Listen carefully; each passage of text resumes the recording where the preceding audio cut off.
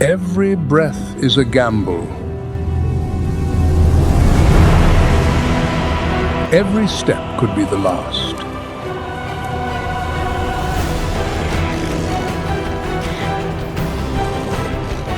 Out here, mercy does not exist.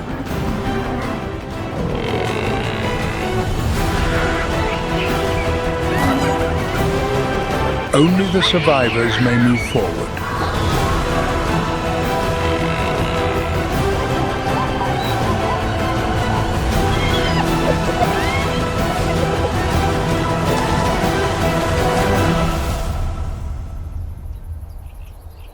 On the vast plains of East Africa, life seems pushed to the very brink of endurance.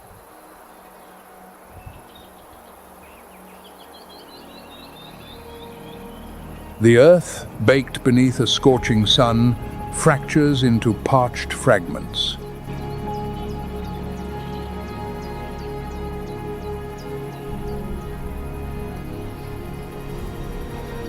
Yet, a transformation is underway.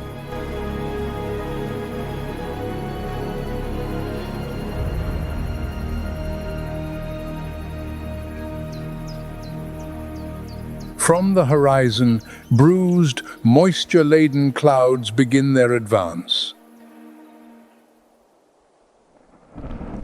And then, the first droplets strike.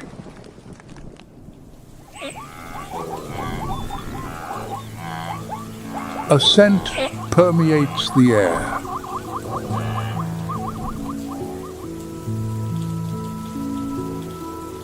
Petrichor, the breath of dry earth meeting rain.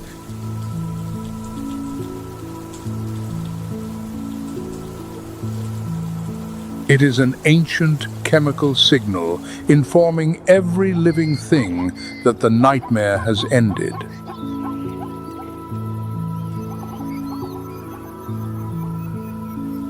The rains have arrived, and with them, a miraculous rebirth.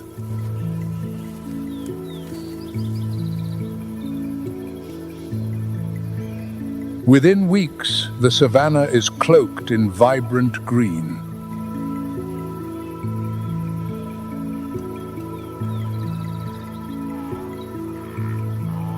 Immediately, the wildebeest begin one of the natural world's most spectacular events.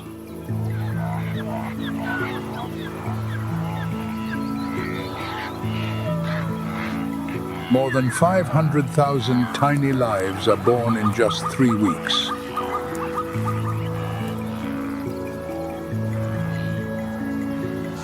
This is no coincidence.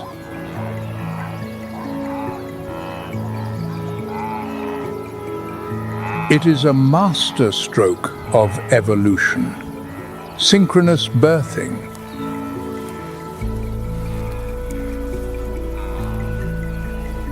By creating a vast wave of young, the herd swamps the market.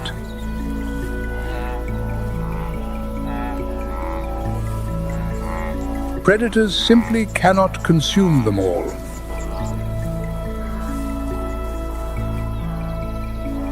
An adult wildebeest weighs up to 550 pounds and reaches 50 miles per hour.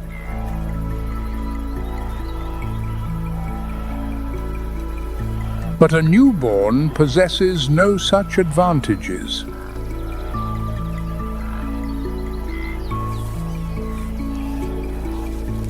Minutes after leaving the womb, the calf must stand firm.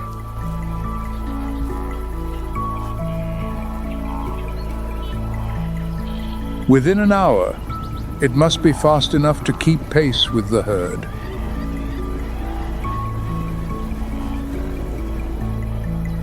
Here, fragility grants no reprieve for delay.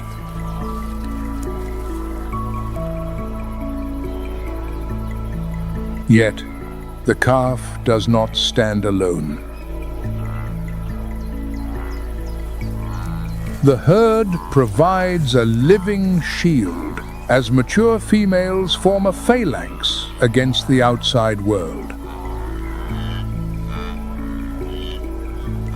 This is why wildebeest evolved to live in such colossal numbers.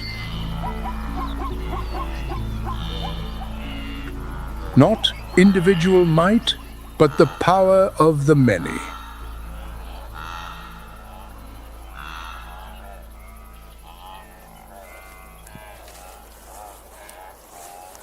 But nature's arithmetic is often cold.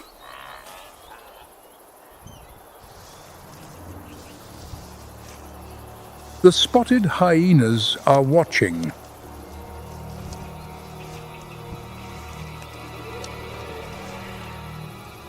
They are not merely scavengers, but patient, calculating hunters.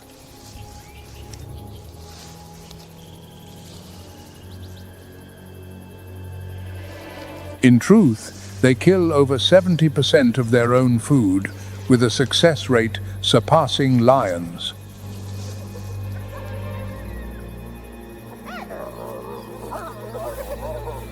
Their jaws exert 1,000 pounds of pressure per square inch, enough to shatter buffalo bone.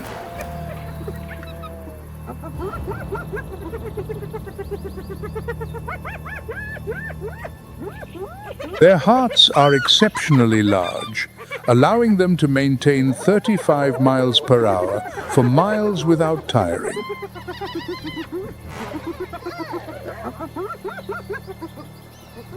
The wildebeest calving season is their greatest annual feast.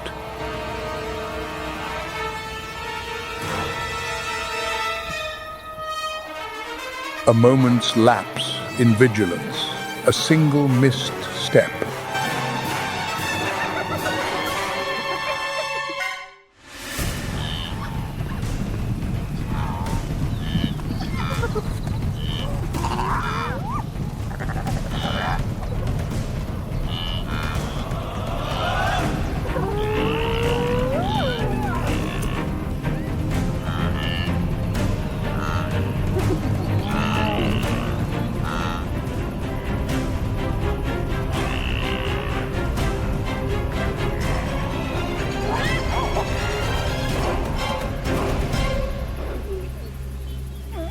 Thompson's gazelle, live by the rhythm of the rains.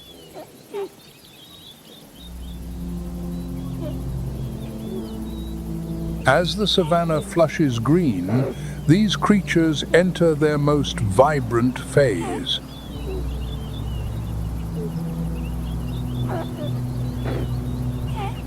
Instead of scattering, thousands congregate, following the shadow of the clouds.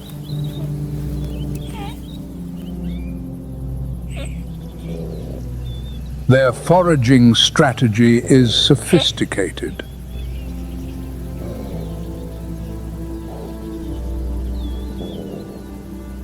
They favor short, succulent grasses that sprout immediately after the rain.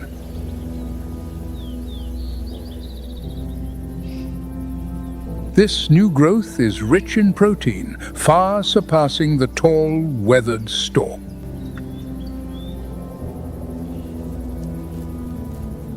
This is also their peak birthing season.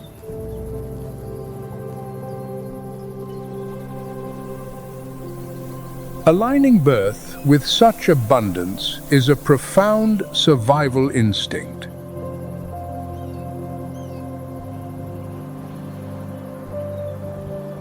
A plentiful milk supply ensures fawns grow strong enough to outrun predators.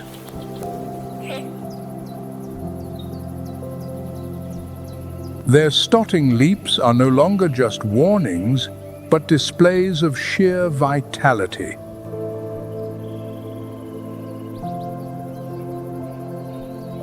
Through millions of years, the gazelle has mastered its destiny across these vast reaches.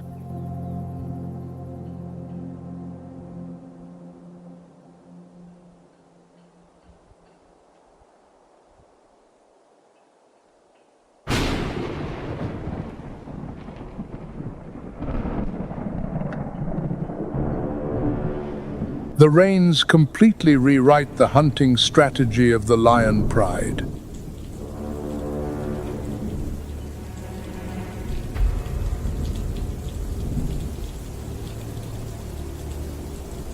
With water plentiful, prey no longer gathers at predictable watering holes.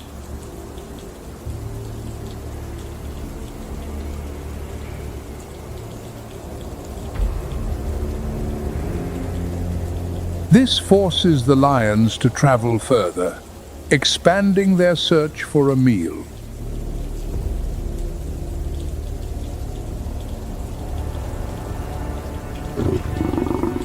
It is a season that tests the patience of these apex predators.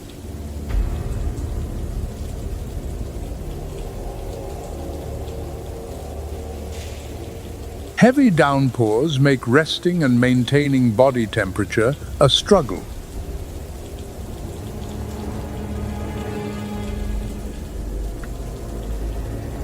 Their thick coats, when sodden, become heavy, sapping their natural agility. During one torrential afternoon, young lions spot a lone buffalo.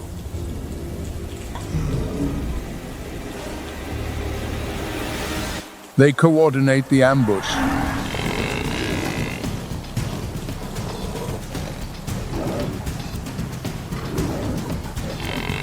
But the ground is a treacherous mire.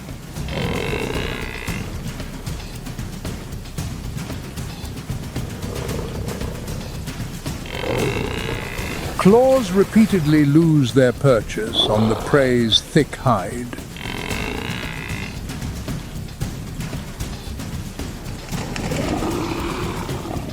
The buffalo retaliates with ferocious power.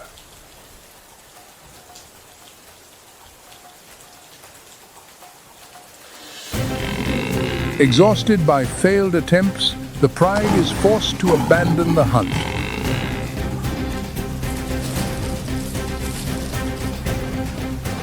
In the cold rain, these proud hunters retreat to conserve their energy.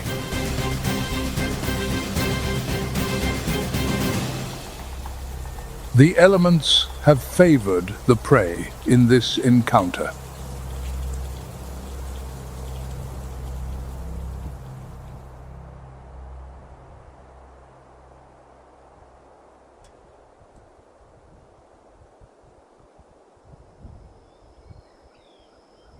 As water returns to dry riverbeds, another creature reclaims what the drought stole away.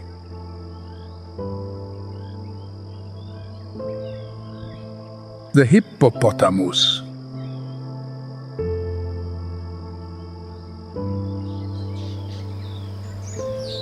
These 3,300-pound titans look rugged, yet their skin is surprisingly delicate.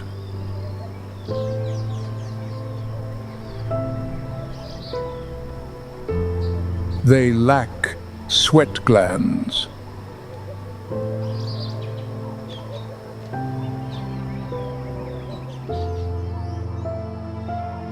To survive the African sun, they must submerge in cool water, a luxury the dry season cruelly denied.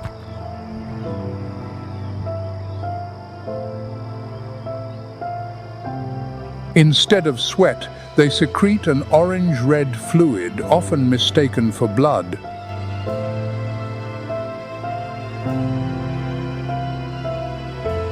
It is actually a specialized compound, a biological sunscreen and antibiotic honed by millions of years.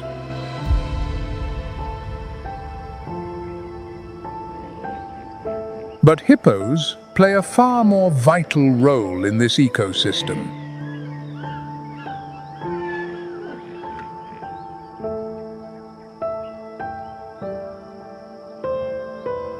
By night, they trek up to 6 miles inland, consuming 90 pounds of grass.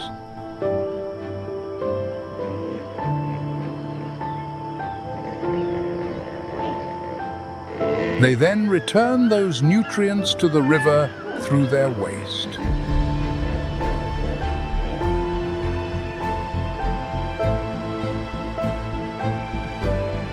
They are giant fertilizer pumps nourishing the fish and aquatic plants below.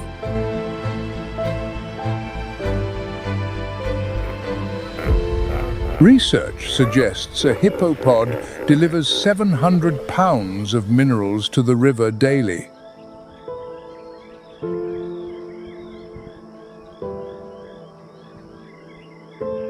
The river lives through the hippo, and the hippo through the river.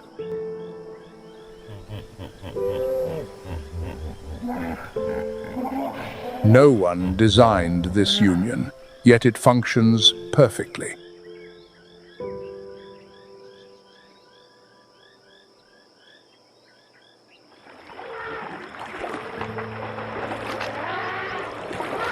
Further west, where the acacia thins, another family embraces the wet season.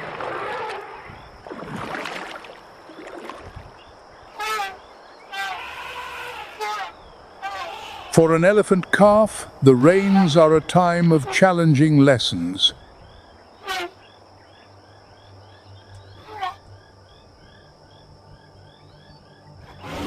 The trunk is a biological marvel with over 40,000 muscle bundles.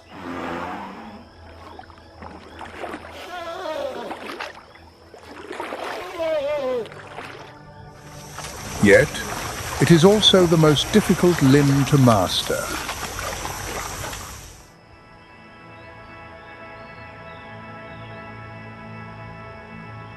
In their early months, calves often trip over their own trunks or spray water wildly.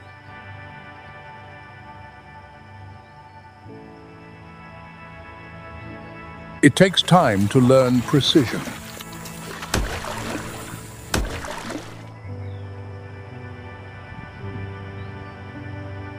But under the matriarch's watch, they have the luxury of time.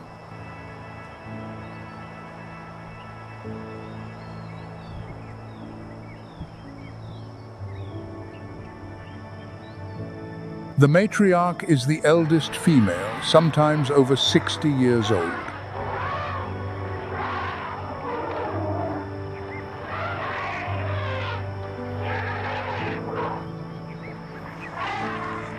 Within her 11-pound brain lies the memory of decades.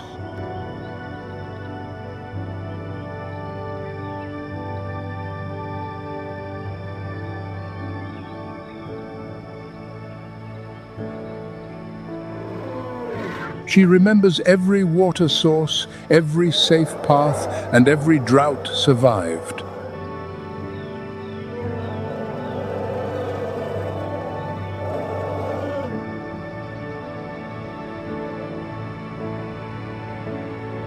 Studies in Kenya show herds led by older females have significantly higher survival rates during lean years.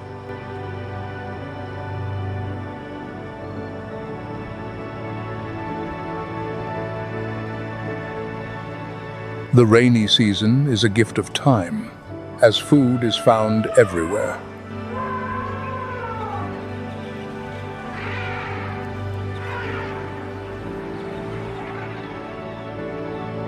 This allows the calves more room to play, learn, and grow.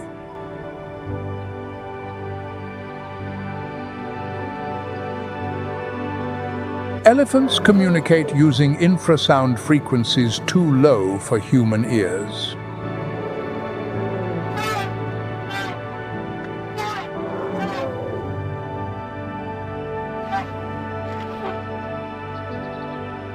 These signals can travel miles through the ground.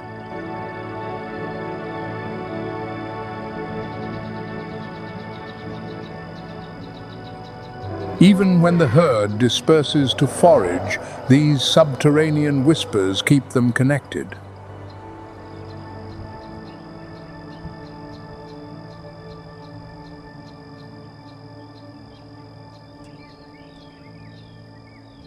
The rains will eventually fade.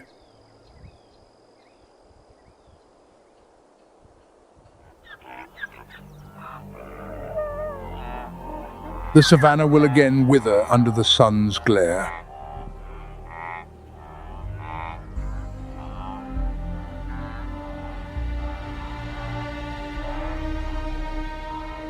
But Yet what we have witnessed is not cruelty, but a perfect mechanism.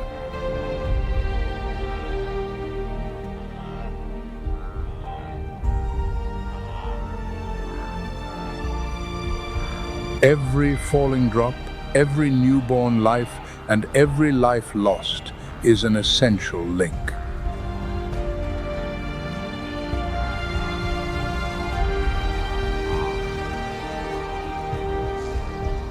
Nature wastes nothing.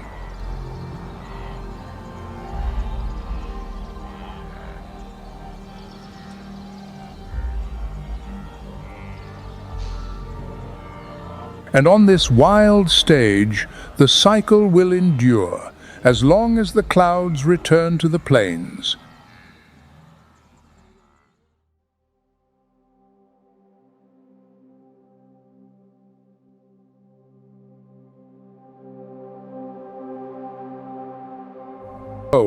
We begin a new journey.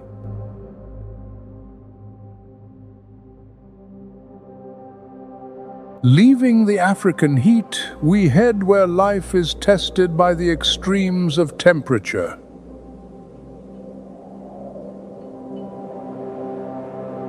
Alaska.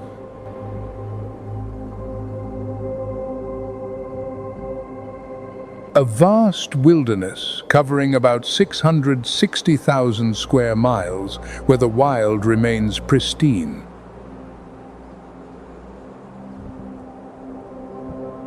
It feels much like the dawn of the earth. Here, the summer sun almost never sets.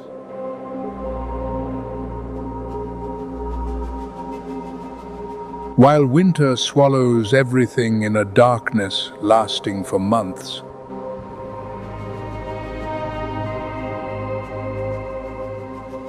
As the earth tilts toward the sun, this land awakens.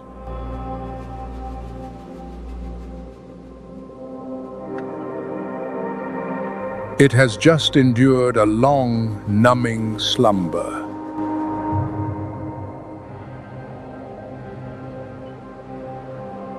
In Alaska, spring does not arrive gently.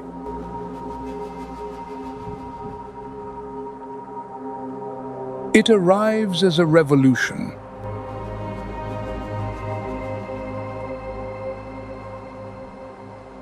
The ice retreats.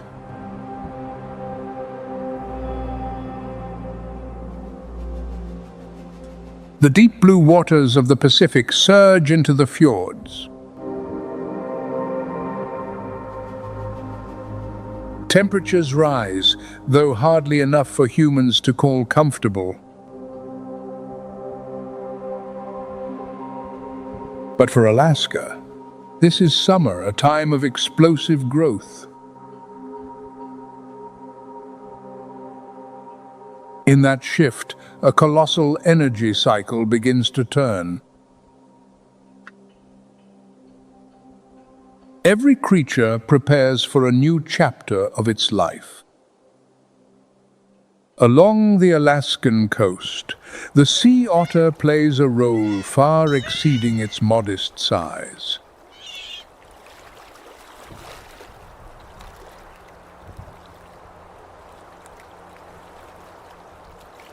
Though the smallest marine mammal in North America, weighing 30 to 100 pounds, they possess extraordinary survival skills.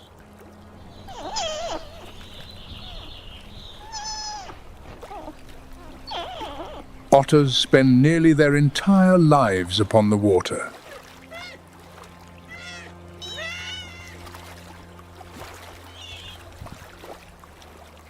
They eat, sleep, mate, and raise young without ever stepping onto land.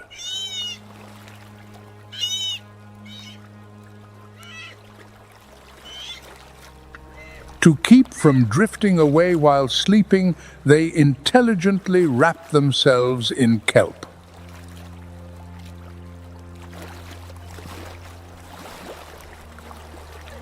The kelp acts as a natural anchor.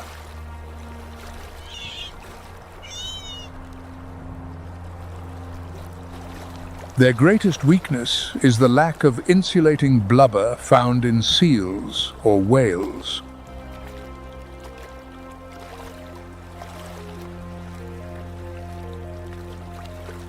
To compensate, they possess the densest fur on Earth, about 1 million hairs per square inch.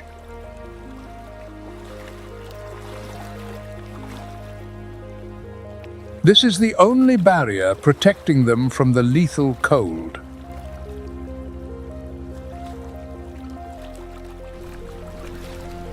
However, fur is not enough.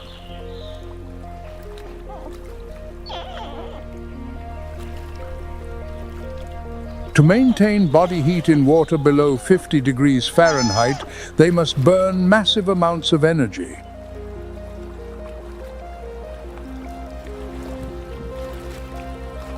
This is why an otter must eat 25% of its body weight every single day.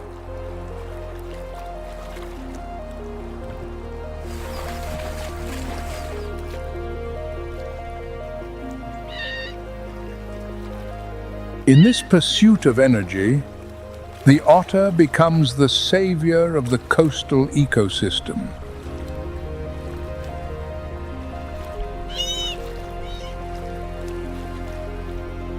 Their favorite meal is the sea urchin, a creature that grazes on the base of kelp.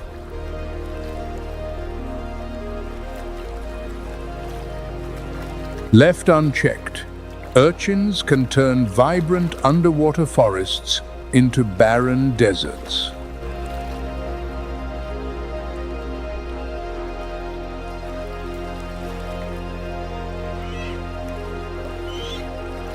By using stones as tools to crack urchin shells, otters directly control these grazers.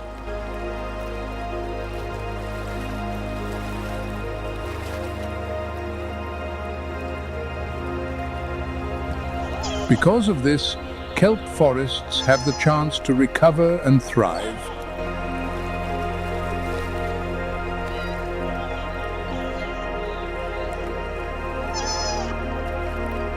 The otter's hunt is not just about a full stomach.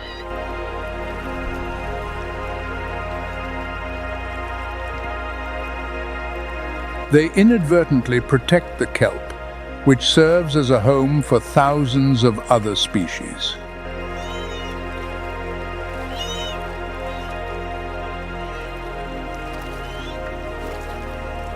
As the kelp flourishes under the otter's protection, it provides the otters with a safe haven.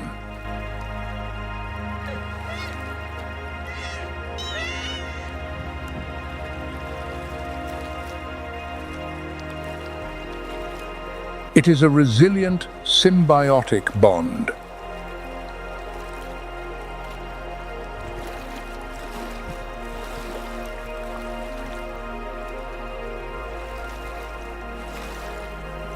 The sea otter is not just a resident of the deep.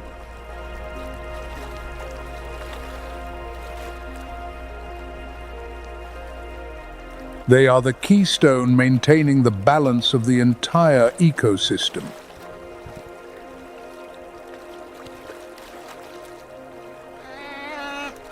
In this interconnected world, the otter's instinct for survival becomes the lifeline for the Alaskan Sea.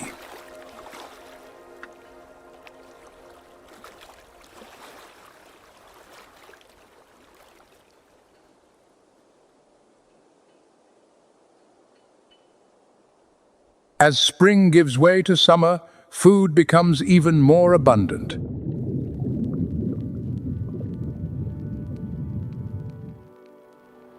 And with it, the ocean's greatest hunters appear.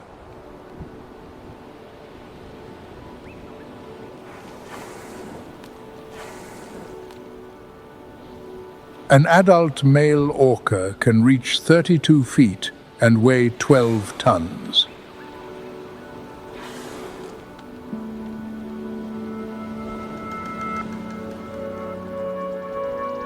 The male's dorsal fin stands 6 feet high, a straight, unmistakable monument.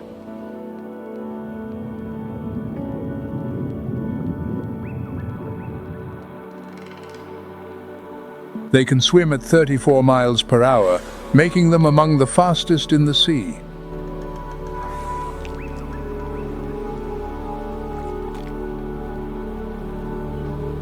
But their most remarkable trait is not size or speed.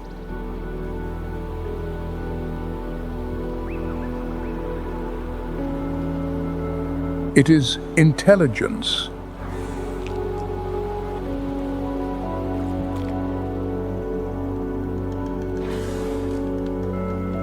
Orcas are the most diverse predators on the planet.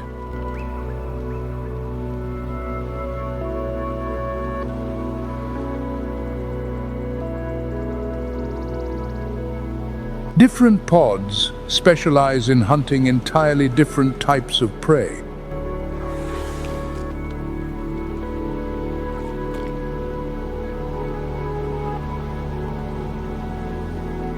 Some eat only fish.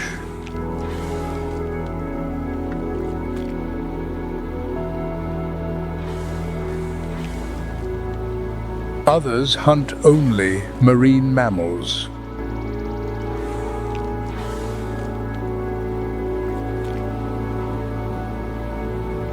This is not a random preference.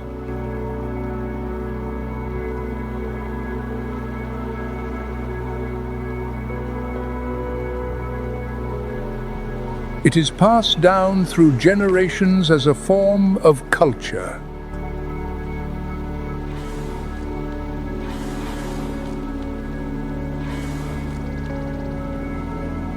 Knowledge is transferred from mother to calf over years of learning.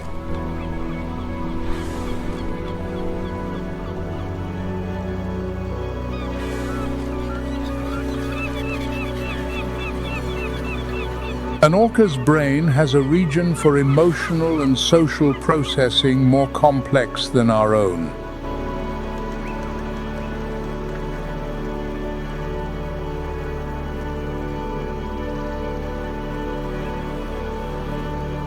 They recognize every individual and remember relationships for decades.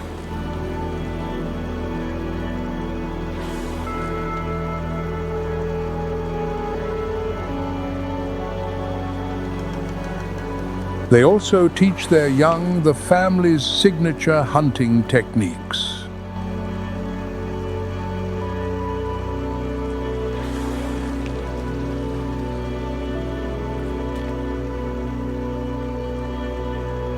Each pod has a unique call, distinct from all others, functioning as a clan language.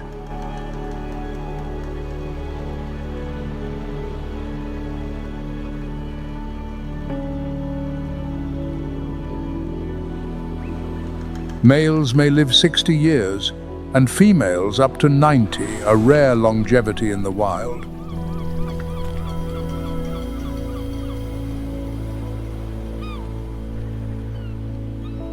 The eldest females lead the pod.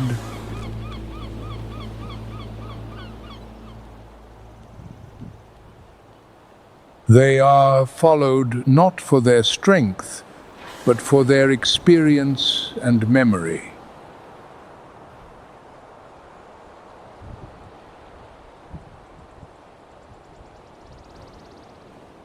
Today, a pod targets a group of bottlenose dolphins moving through the bay.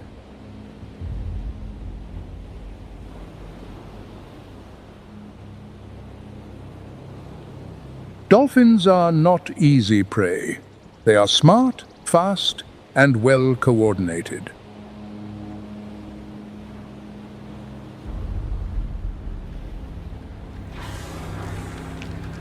But the orcas have the advantage of size, stamina, and collective strategy.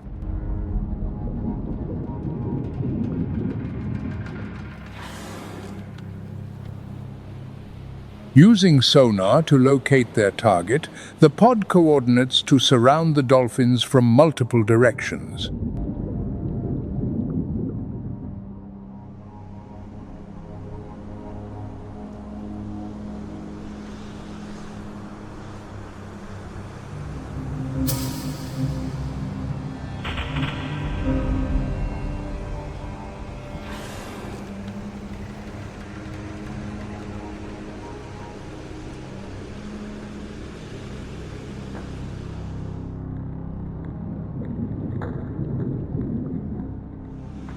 The hunt is swift and decisive.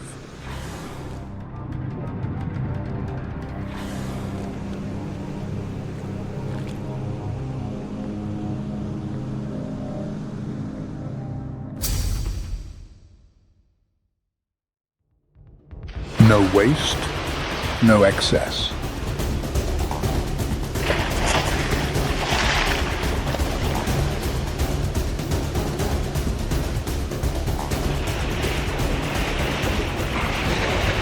This is the collective intelligence of the ocean's most brilliant mind.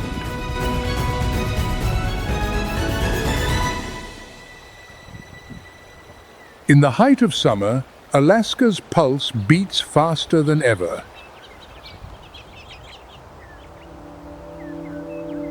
Millions of salmon begin their epic journey back to their birthplace.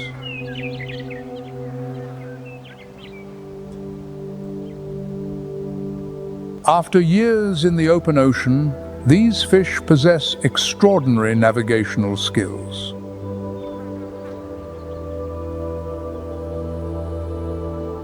Using a keen sense of smell and the Earth's magnetic field, they find their original stream.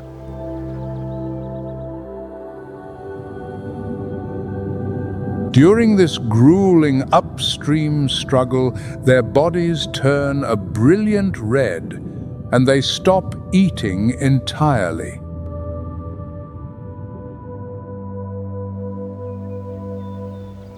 All energy is funneled into a single mission: reproduction.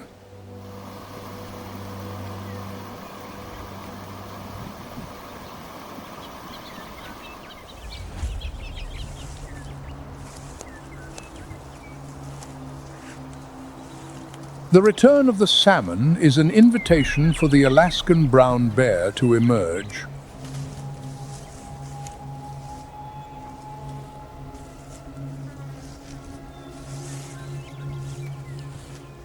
These giants of the wilderness gather at the waterfalls and rapids.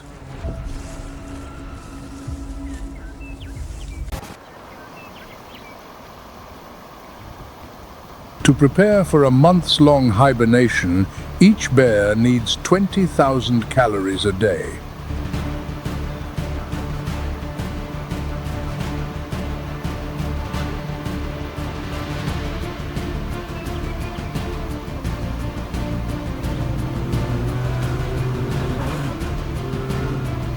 That energy comes from unique and highly skilled fishing techniques.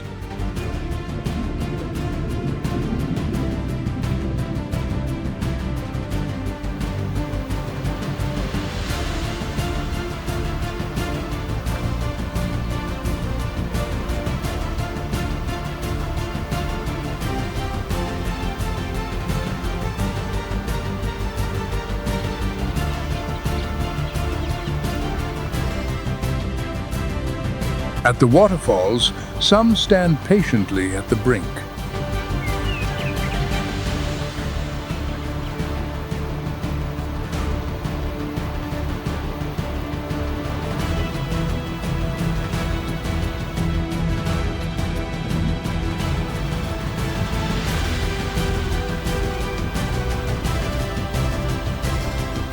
They catch the salmon mid-air as they leap.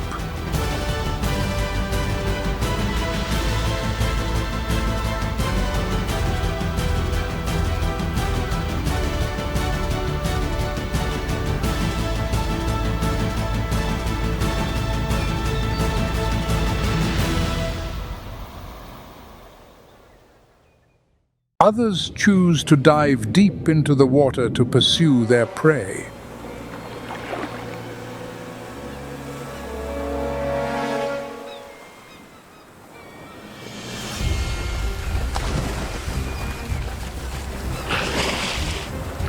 Some stand motionless in the heavy current.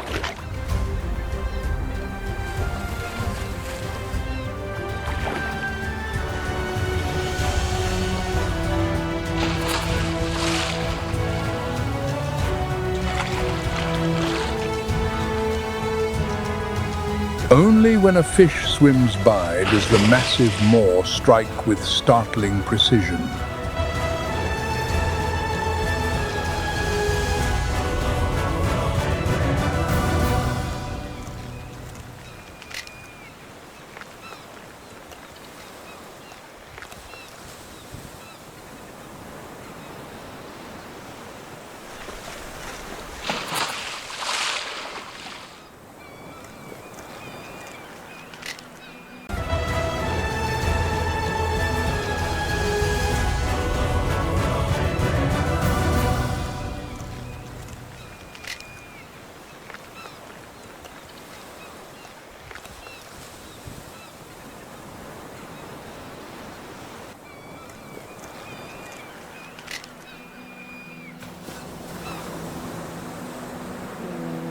Bears often prioritize the most energy-rich parts, like the skin and roe.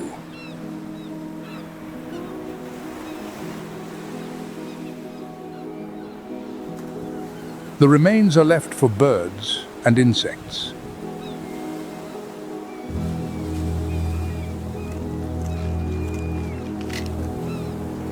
These leftovers, along with the carcasses of salmon that have spawned, slowly decompose.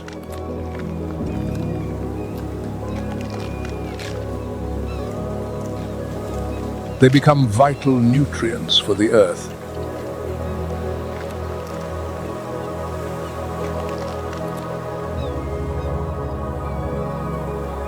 Research shows nitrogen and phosphorus from salmon help trees grow 3 times faster than normal.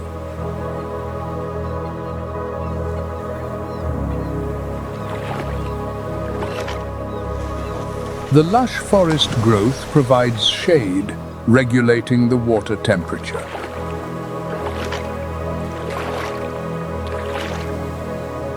This creates the ideal environment for the next generation of fish.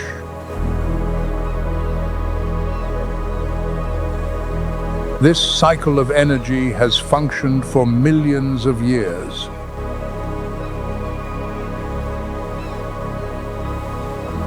Here, the death of the salmon is not an end, but the beginning of the forest's life.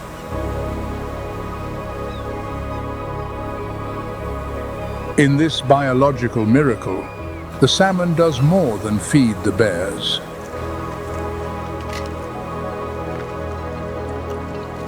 It directly nourishes the great flora of Alaska.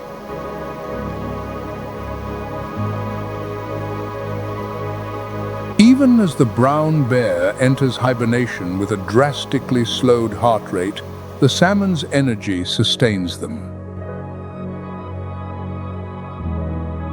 Every interaction between fish, bear, and tree reveals a perfect symbiosis. The existence of one species is the foundation for the survival of the next.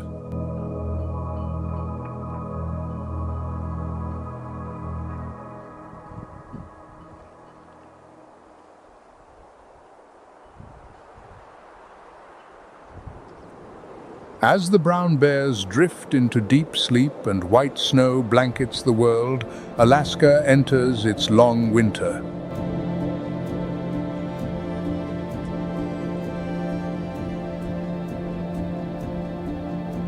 The season of ice and trial has truly begun.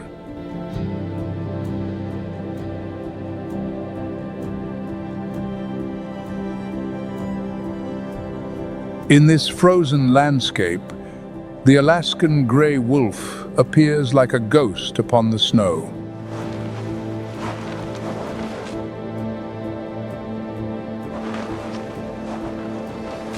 This predator continues the cycle of survival, maintaining the balance of the North.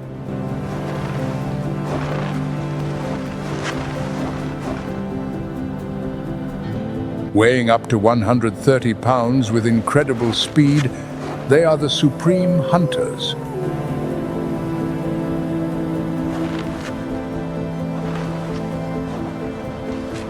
Few can challenge their dominance in this wasteland.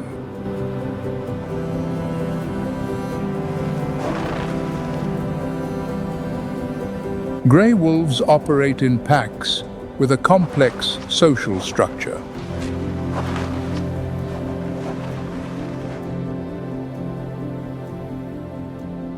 Each member communicates with howls that can carry 10 miles through the cold air.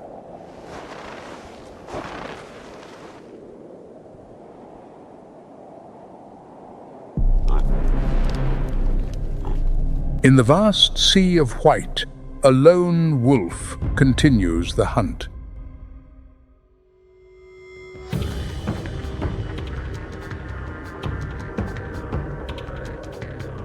A sudden dash scatters the herd.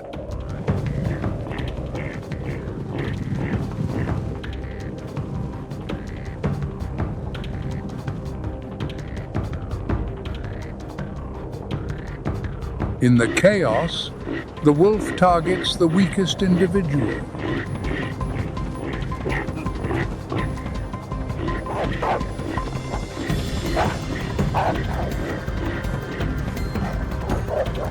A single mistake could mean failure.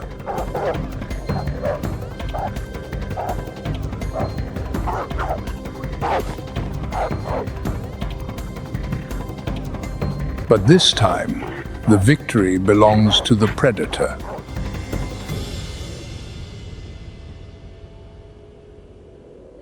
Away from the open tundra where wolves hunt, the pine forests hide the mysterious Canada lynx.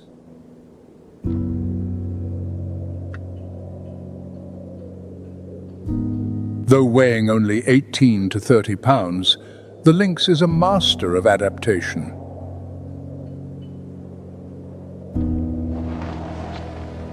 This cat survives with ease in the harshest sub-zero conditions.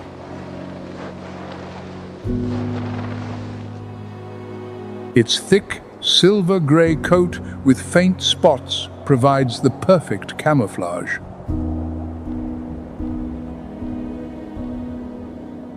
Because of this, the lynx vanishes completely into the winter scenery.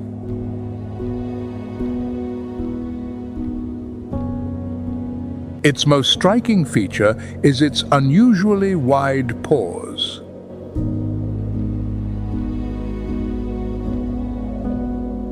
These act as natural snowshoes, preventing the cat from sinking into the deep drifts.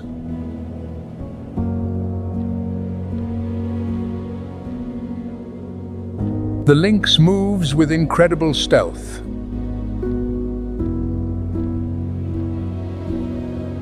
Each hind step lands precisely in the print of the front, minimizing noise and saving energy.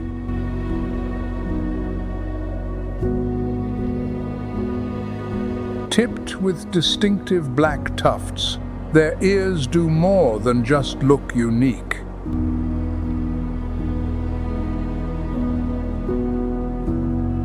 They amplify the smallest sounds in the muffled forest.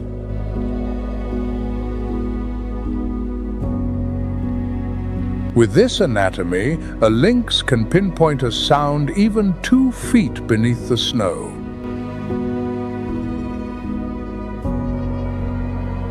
Despite being widespread, they are rarely seen.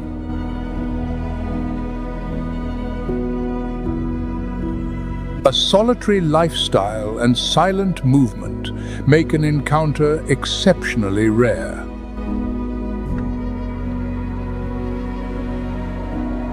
In the long, snow-filled nights of Alaska, the lynx is a quiet shadow.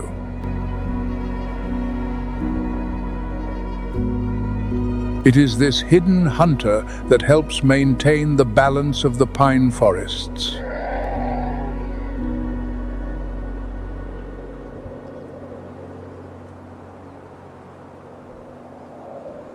Winter in Alaska may seem like an end, but it is a quiet preparation for a new beginning.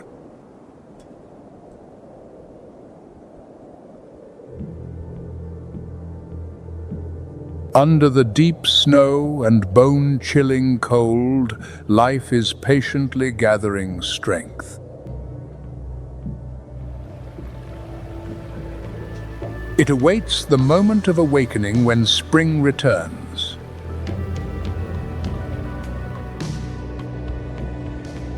Alaska is not merely a wilderness.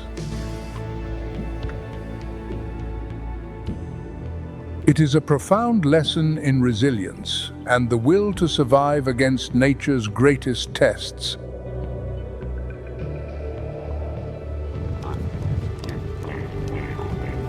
Every soft breath in the dark, every journey across thousands of miles adds to this grand tapestry.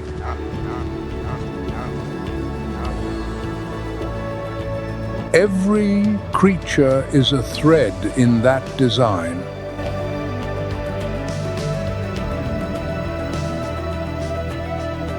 All these silent interactions create a perfect world of symbiosis.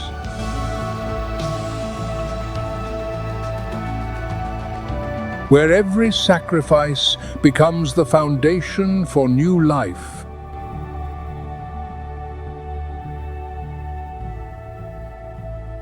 When the first rays of spring return, the symphony of life will once again surge.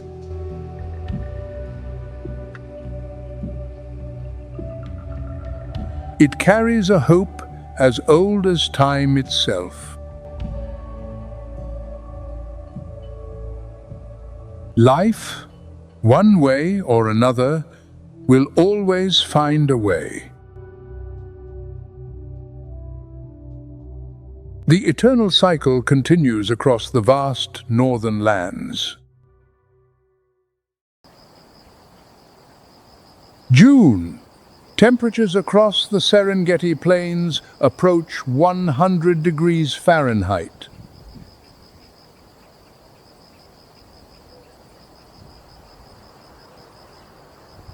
The Earth fractures into deep crevices, as if the planet's very skin is peeling away.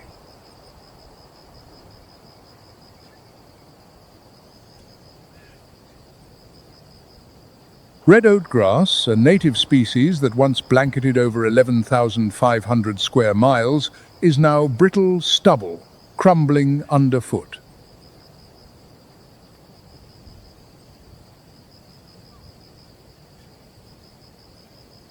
Waterholes retreat, exposing cracked grey mud scarred by countless hooves.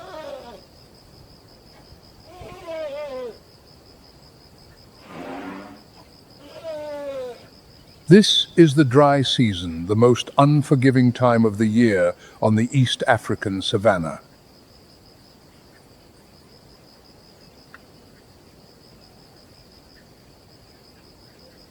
For grazers, lingering means certain death.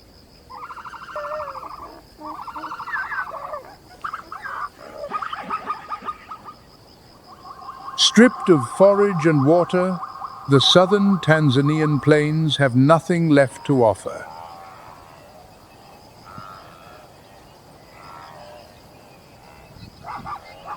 This sheer hostility triggers the most ancient of instincts: move or perish.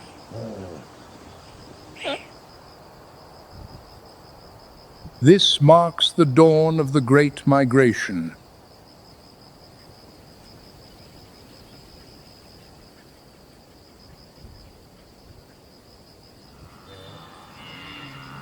Leading the vanguard are roughly 300,000 plains zebras.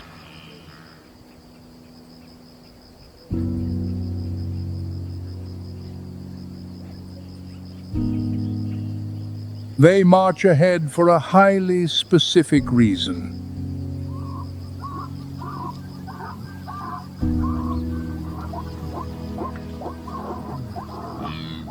As hindgut fermenters, zebras easily digest the tough, fibrous, cellulose-rich canopy grass that most ruminants reject.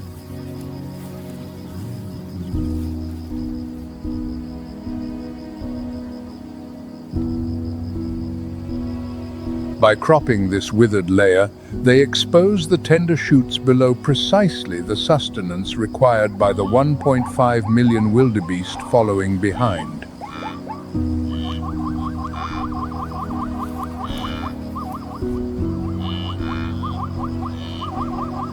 This is no coincidence.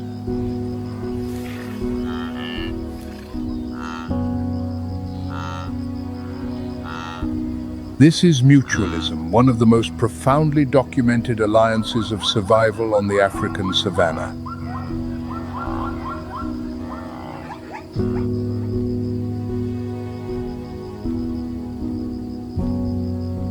Wildebeest, technically antelopes of the bovine family, more closely related to goats and sheep, reciprocate with sheer numbers.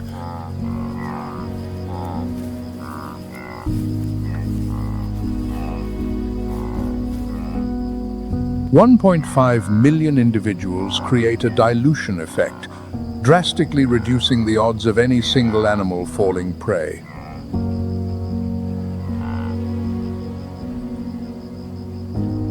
The zebras, outnumbered 5 to 1, reap the direct benefits of this living shield.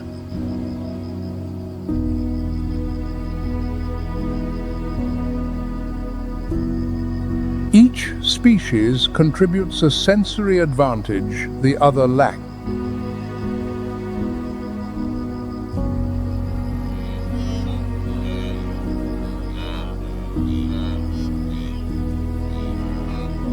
Wildebeest possess an exquisite sense of smell capable of detecting rain from 30 miles away, guiding the herd toward fresh pastures.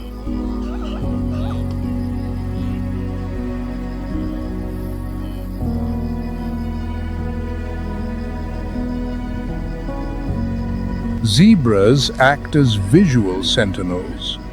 Laterally placed eyes grant a nearly 350-degree field of vision, coupled with superior night sight to spot distant predators.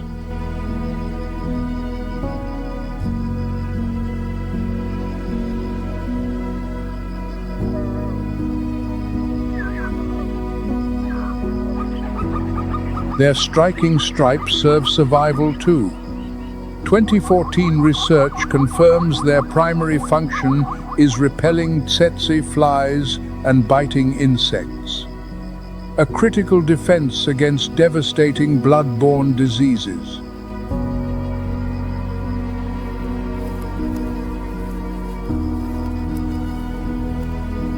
Together, these two species form an impeccable migratory engine.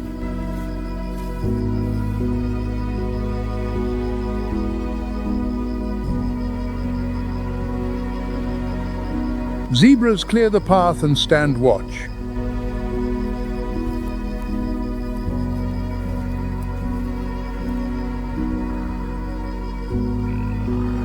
Wildebeest sniff out water and provide shelter in massive numbers.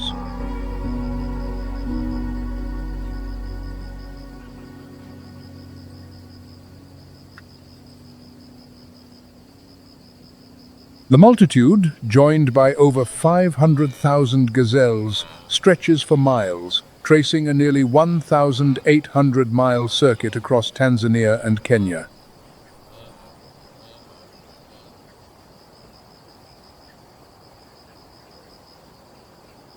Amidst the plains, beneath a sparse acacia canopy, a pride of lions sleeps.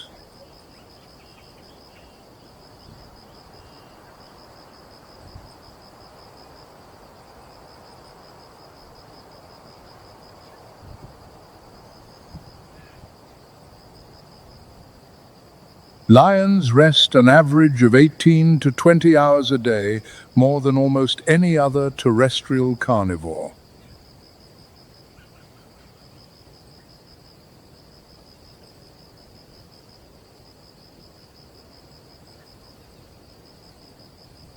They conserve energy for the only moments that truly matter, the hunt.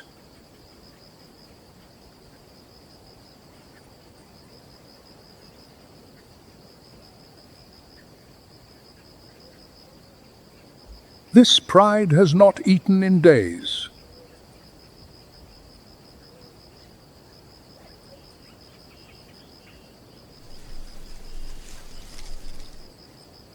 Lions are the only great cats to live in highly social structures.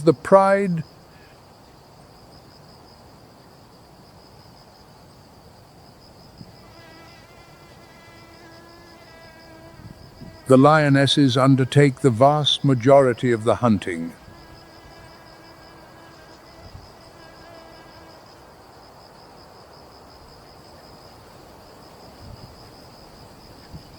They are lighter, more agile, and unhindered by a heavy mane. Yet, their success rate remains around 30%.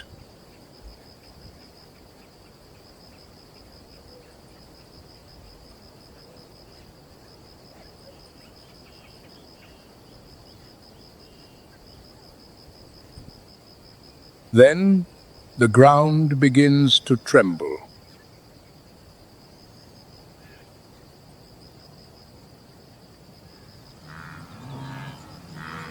The thunder of millions of hooves echoes from the horizon.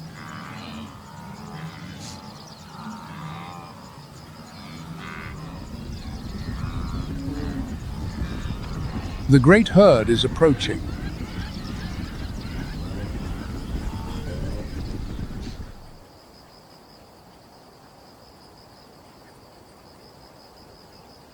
The lionesses open their eyes.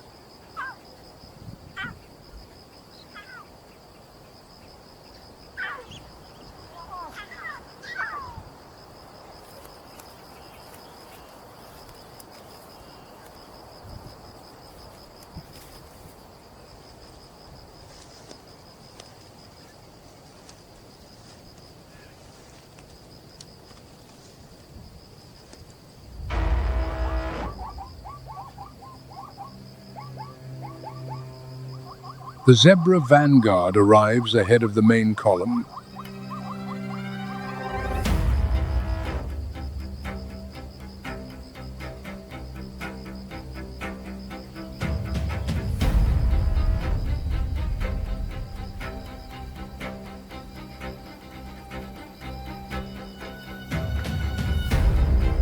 Lions are ambush hunters capable of 50 miles per hour, but they can only sustain that pace for less than 330 feet. The lionesses close in.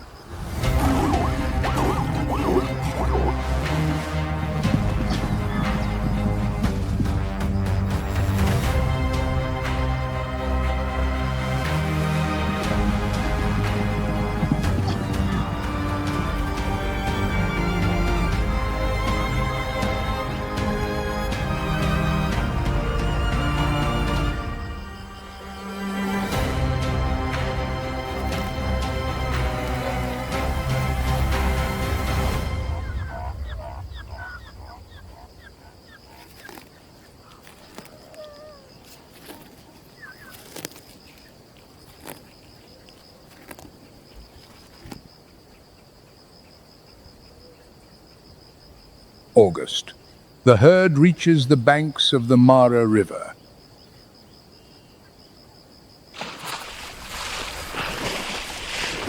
The murky waters, 65 to 160 feet wide, surge violently after upstream rains.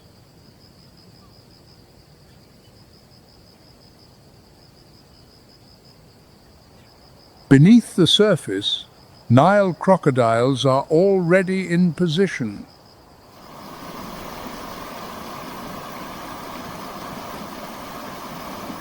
The Nile crocodile is Africa's largest reptile, second globally only to its saltwater cousin.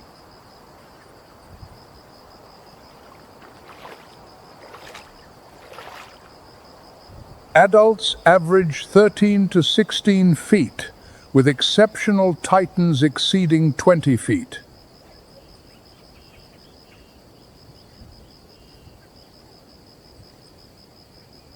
Living 70 to 100 years, A massive Mara veteran may have witnessed over 70 migrations.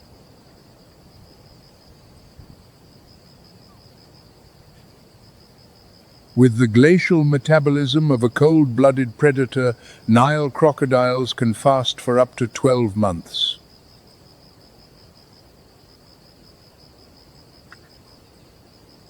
They store fat in their tails and abdomens, turning each migratory kill into an annual reserve.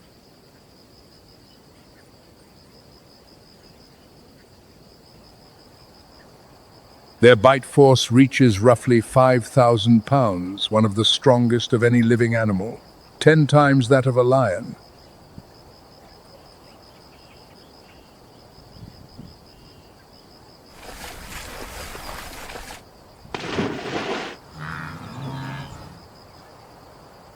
As the wildebeest plunge into the water, the crocodiles are waiting.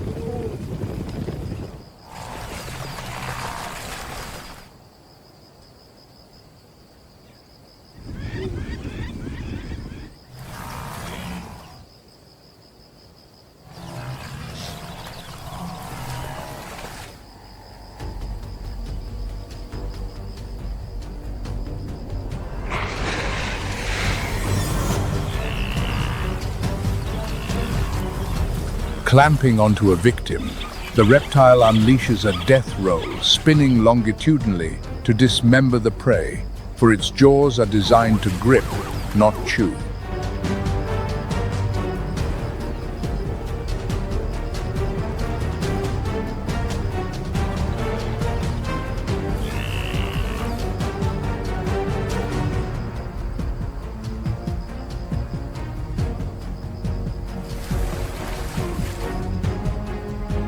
During the 2 to 3 peak weeks, roughly 250,000 wildebeest cross at a single ford.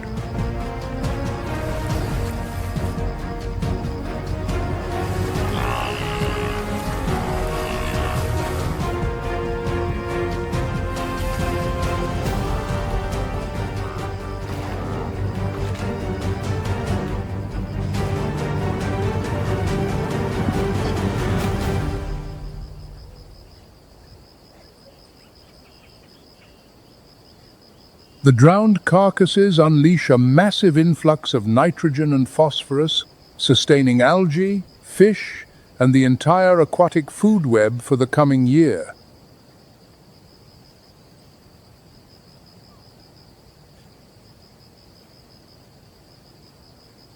The final wildebeest scramble onto the Mara's northern banks.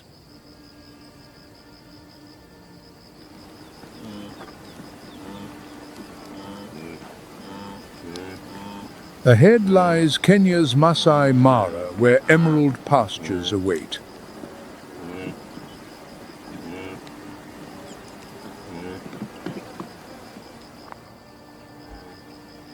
Yet in just a few months, as the short rains cease, they will turn south once more, closing a circuit their ancestors have tread for millions of years.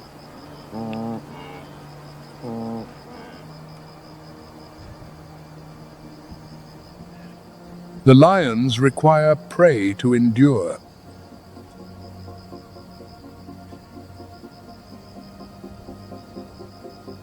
The crocodiles depend on the crossing to survive the drought.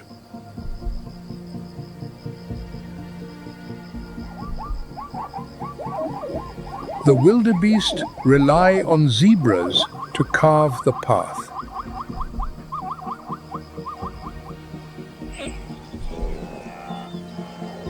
The zebras need the herd to dilute the danger. Every species is an essential link.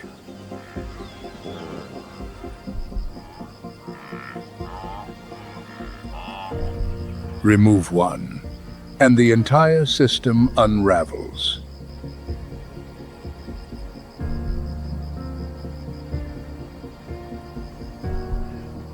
The great cycle presses on.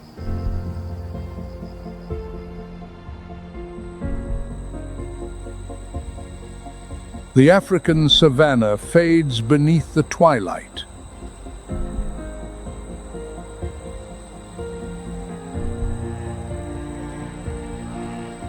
But our tale of Earth's greatest predators is far from over.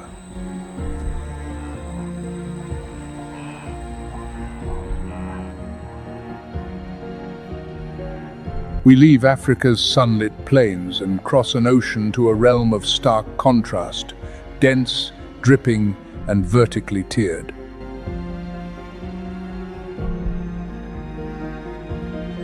This is Colombia.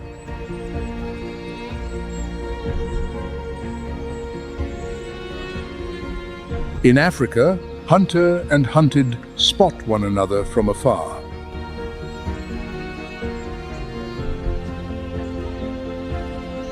Here, everything is concealed.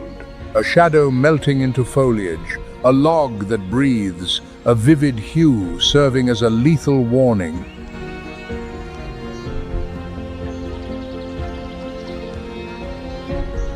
Colombia harbors some of the most densely populated wildernesses on the planet.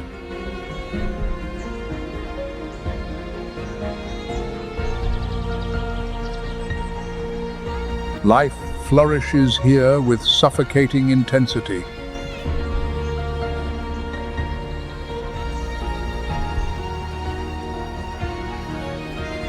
And where life is abundant, predators thrive in unparalleled numbers.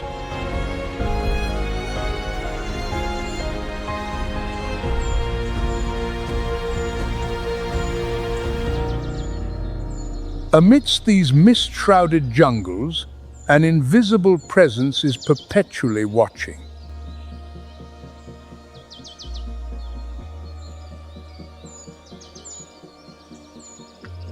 A force every creature instinctively senses, yet none can name.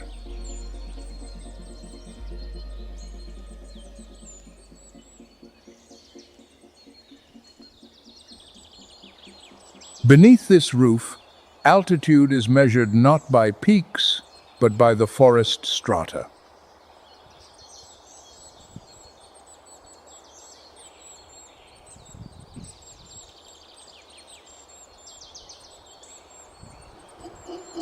This is a realm overflowing with life, and above all, a kingdom of sound.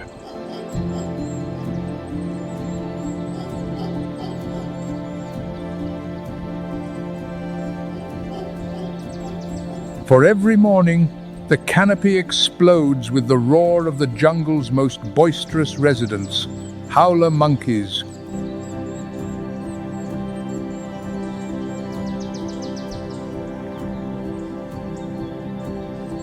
It is the loudest call produced by any terrestrial animal on Earth.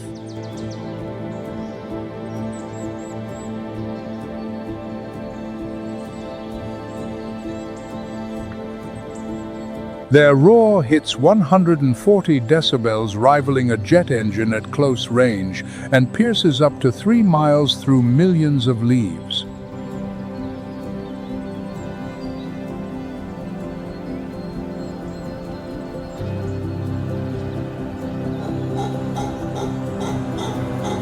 The secret lies within the throat, an enlarged, hollow, hyoid bone that functions as a resonating chamber.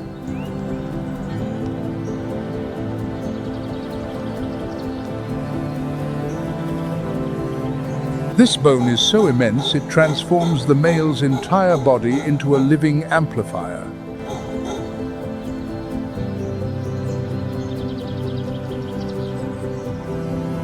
But why create such a deafening racket?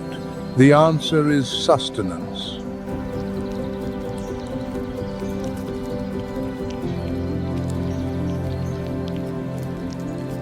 Howler monkeys dine primarily on leaves, a low-energy diet that compels them to hoard every calorie.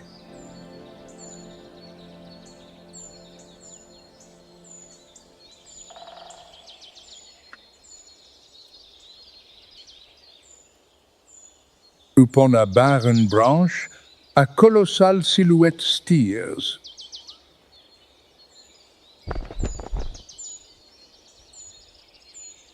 It is the harpy eagle, the rainforest's most formidable avian predator.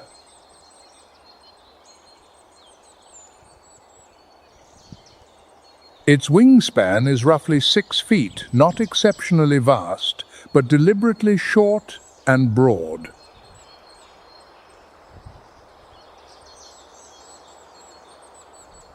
These are wings built for weaving through dense trunks, not for soaring high like a steppe eagle.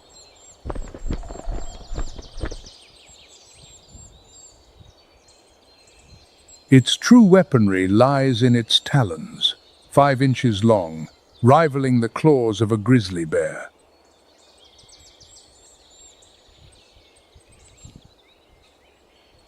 A bird weighing a mere 16 pounds wields talons capable of crushing a monkey's skull.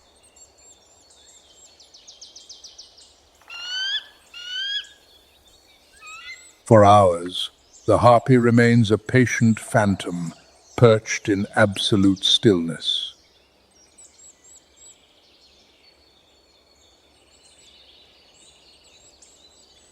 Its eyes pick out the slightest flutter amid the dense foliage below.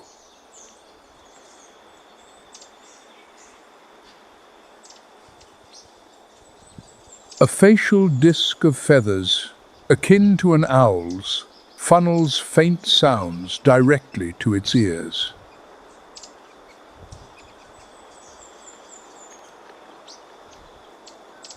It does not just see the howler monkeys, it hears their every bellow.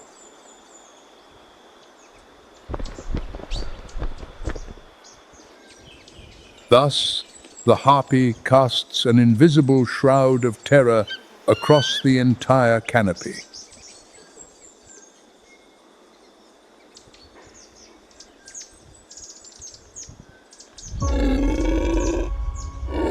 And this morning, the monkeys' very roars are guiding the eagles straight to their tree.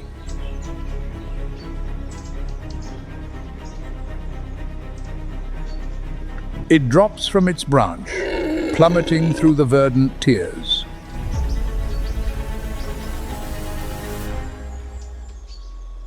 The howler's deafening chorus entirely masks the sound of their impending doom.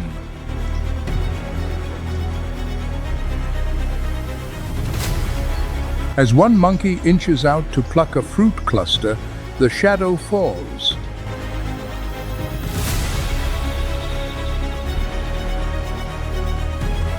Talons snap shut, extinguishing life before a cry escapes, and the harpy vanishes into the upper canopy.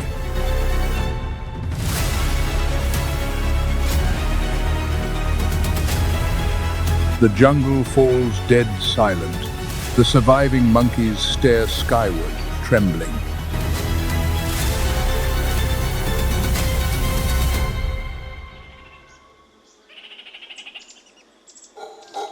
The lesson is seared into their instincts. Noise summons death.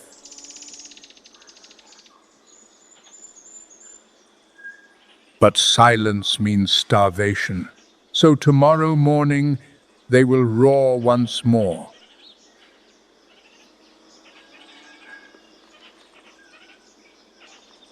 This aerial execution will nourish a harpy chick back in the nest.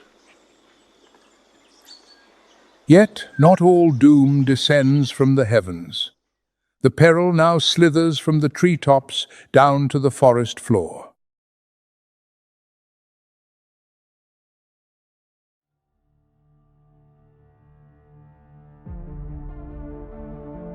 Until now, the rules of this realm were universal.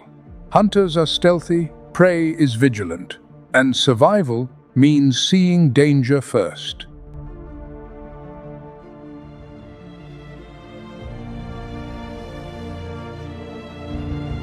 But upon the forest floor resides a caste that has entirely rewritten the rules.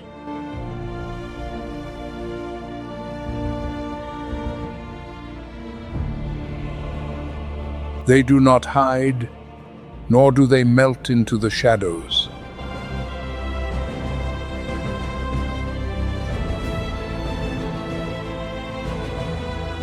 Instead, they wear the most radiant colors in the jungle, flaunting themselves in broad daylight.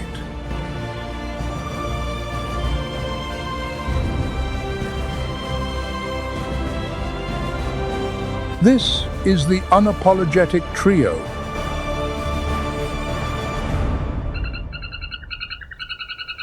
The first is small enough to perch on a fingertip, a dazzling golden frog upon a damp choco leaf.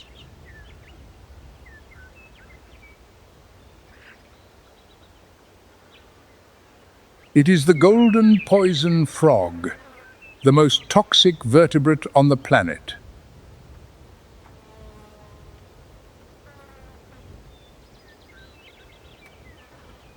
A single individual harbors enough venom in its skin to kill 10 to 20 human adults.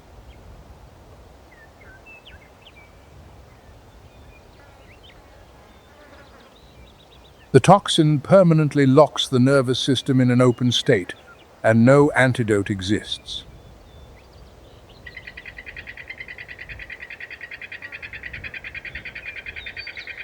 That brilliant gold is no mere boast. It is a blaring warning, the absolute antithesis of camouflage.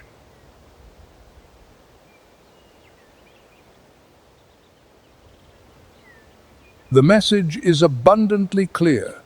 Consume me, and you will share my grave.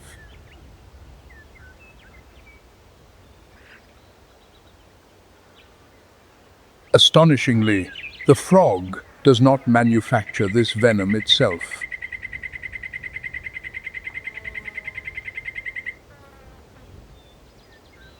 It sequesters the toxins from a tiny species of beetle it consumes daily.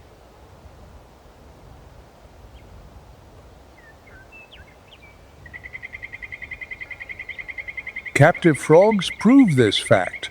Deprived of these beetles, they become entirely harmless, devoid of poison.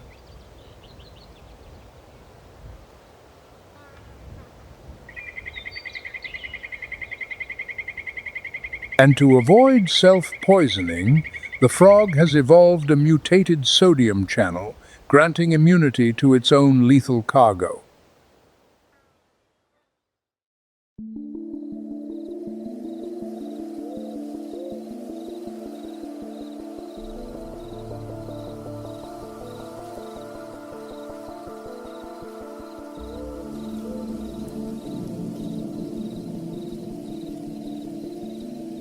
The second is not as flamboyant as the frog, yet vastly more terrifying.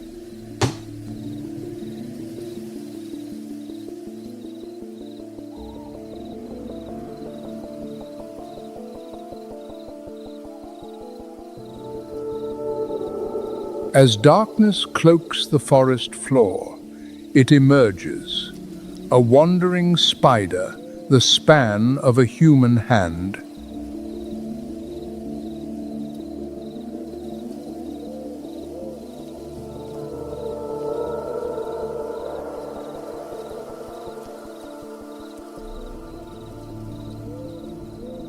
Unlike most spiders, it does not weave a web and wait.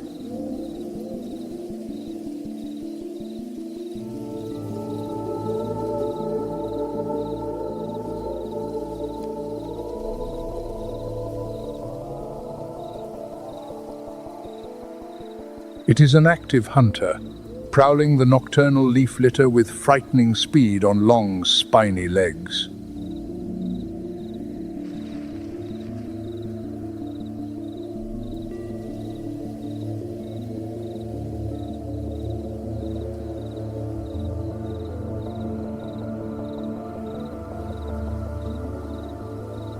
It belongs to the most venomous group of spiders in the Americas.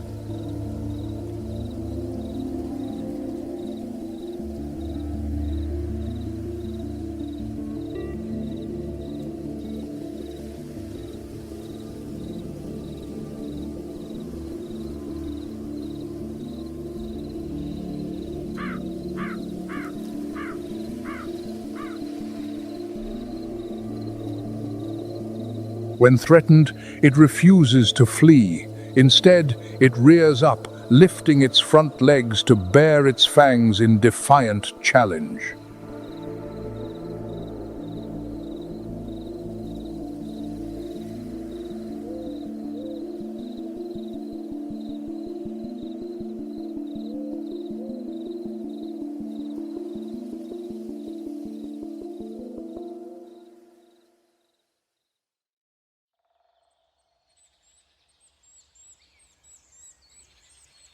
The third is diminutive, yet its name is a legend of agony.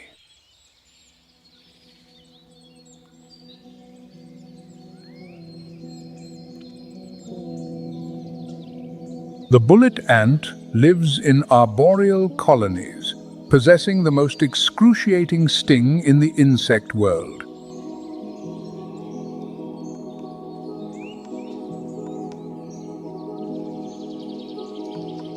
On the Schmidt Sting Pain Index, most bees and ants rank a mild 1 or 2.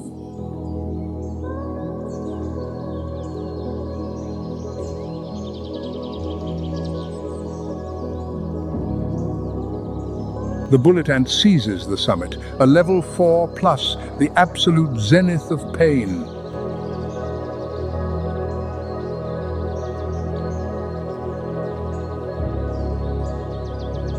Its venom inflicts searing waves of agony lasting for hours, an impenetrable defense against any trespasser.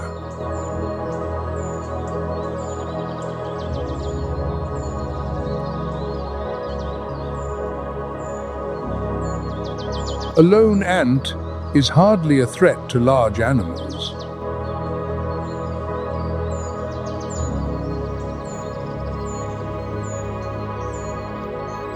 But when the colony surges to defend its territory, hundreds of stingers merge into a wall of torment few predators ever dare challenge twice.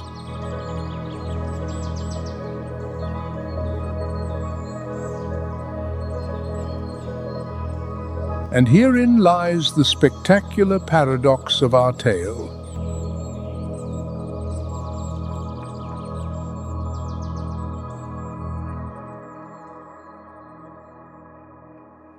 From the Andean peaks to the dusky forest floor, Colombia's greatest predators rely upon one singular trait: invisibility.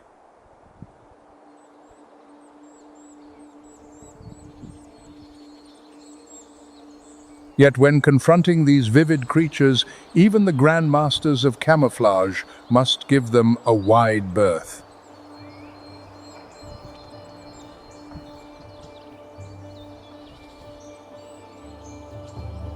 In a realm where laws dictate one must be unseen to survive, this trio proves the exact opposite is true.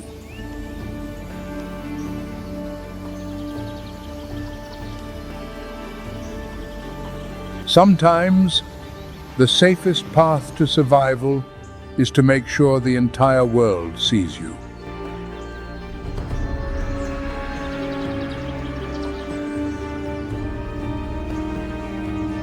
If you find yourself captivated by these paradoxes of survival, please like and subscribe to our channel.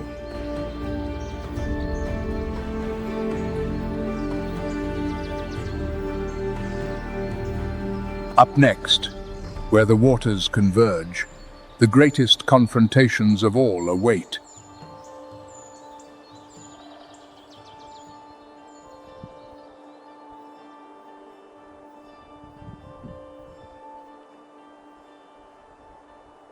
From the Andean summit to the toxic forest floor, every tear hides a secret sovereign.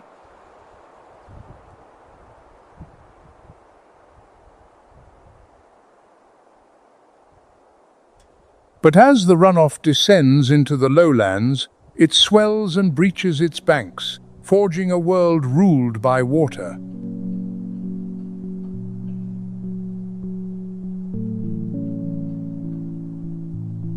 The flatlands unfurl.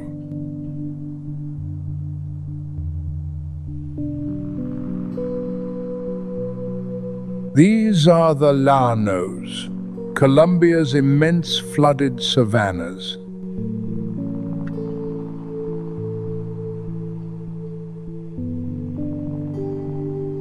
The Andean meltwater is now rivers, marshes, the very beating, humid heart of the continent.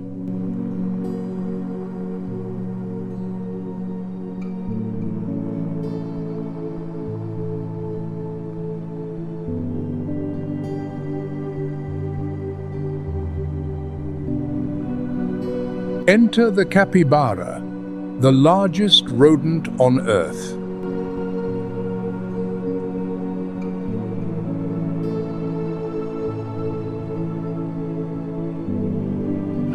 Adults weigh up to 140 pounds, with some nearing 200 pounds, as bulky as a large dog, yet vastly rounder.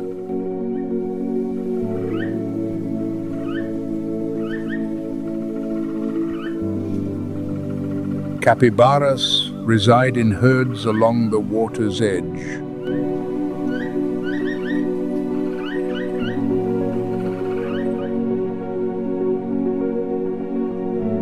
A herd can boast dozens of members, and their security lies in collective vision. Someone is always watching the horizon.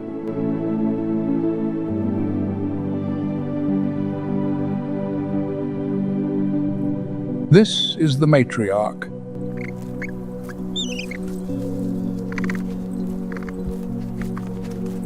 As the herd grazes, she rarely lowers her head for long.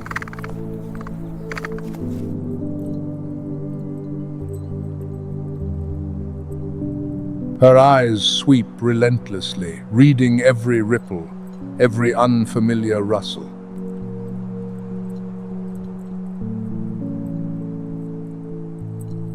Every raised head is a radar station scanning for death.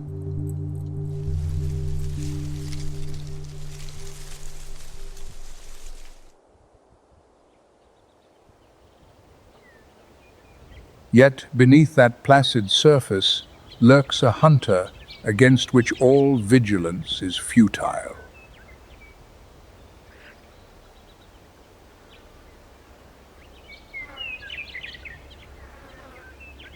A predator that casts no ripples, emits no alarming scent, and remains utterly motionless.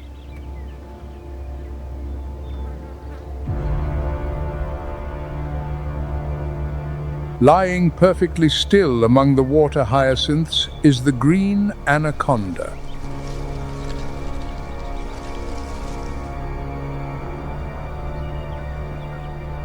The heaviest snake on the planet.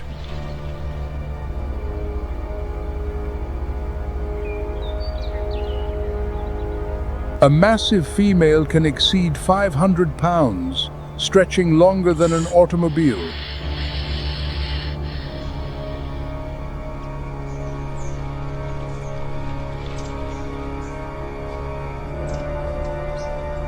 Much of its life is spent motionless amidst the fringing vegetation, waiting for a golden opportunity.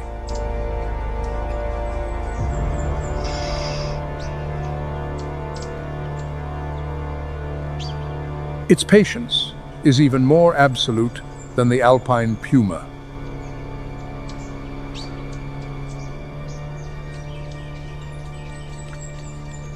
And the anaconda possesses a sense its prey could never anticipate.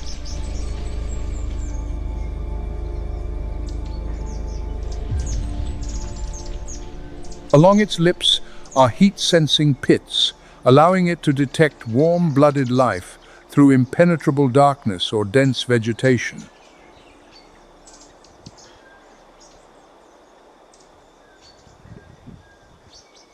It is a fatal advantage within the Amazonian marshlands.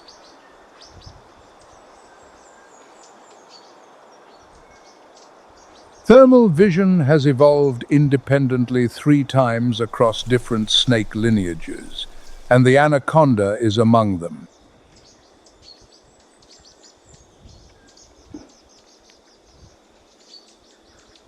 This heat sensation surges through some of the most thermosensitive ion channels known to vertebrates.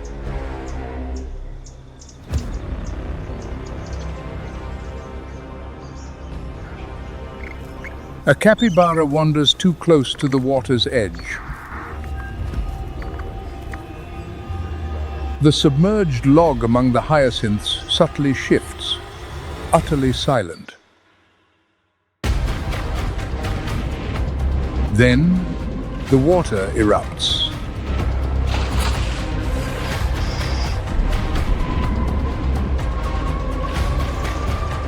The anaconda strikes with inconceivable speed for such a colossal frame.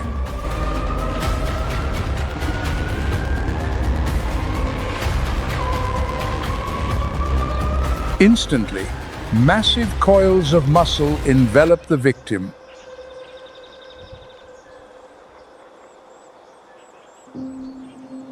With every desperate exhalation, the vice tightens further.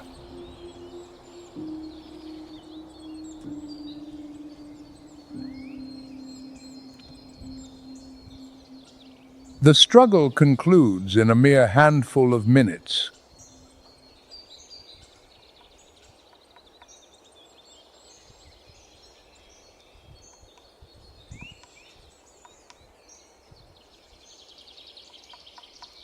In the Amazon, merely approaching the water's edge is a gamble with death.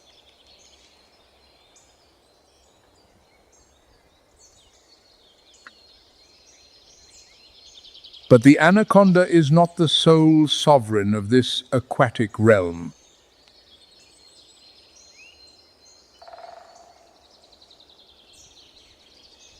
It hunts alone, relying entirely on ambush and invisibility.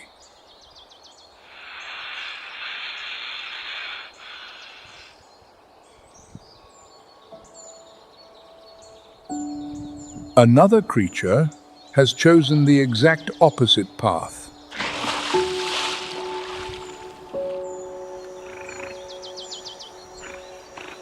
This species does not hide, does not ambush, and is never alone.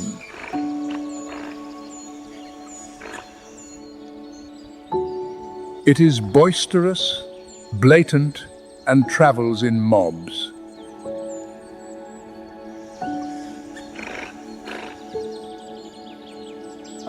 And wielding its sheer numbers, it dares to challenge predators that even the anaconda respects.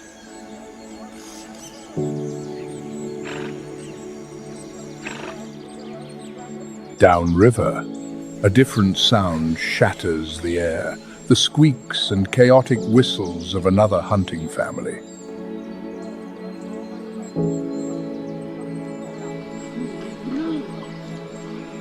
It is the chorus of giant otters. And the narrative at the water's edge is about to flip, where one creature's prey becomes another's worst nightmare.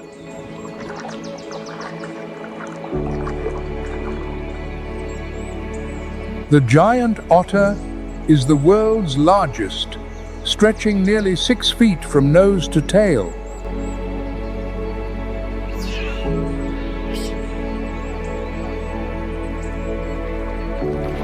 Yet their true power lies not in their formidable size, but in their numbers.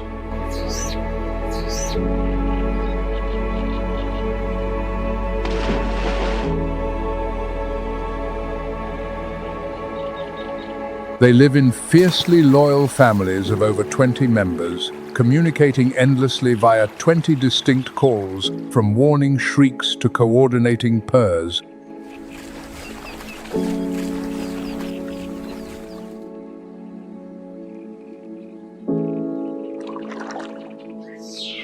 Every single day, a giant otter devours up to 9 pounds of fish.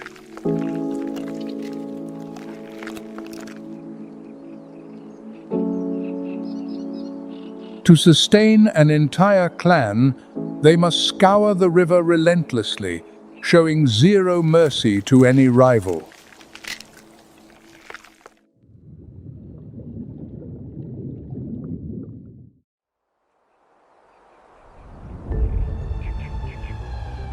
Their greatest adversary here is the caiman.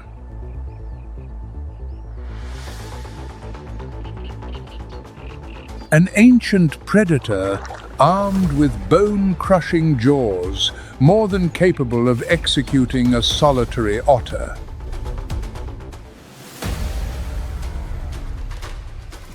But a giant otter is rarely ever alone.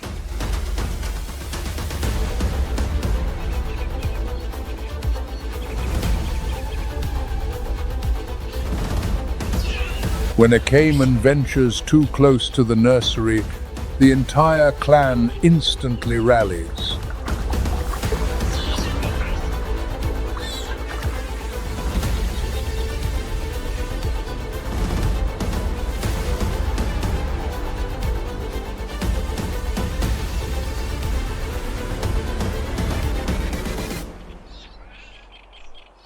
They surge as one, enveloping and aggressively harassing the intruder from all flanks.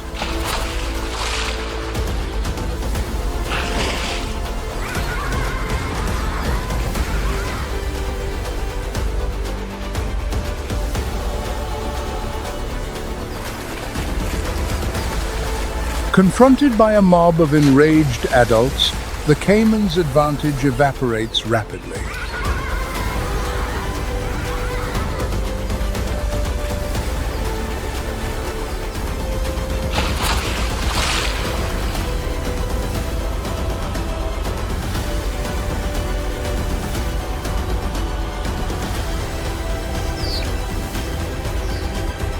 Ultimately, it is forced into a humiliating retreat to deeper waters.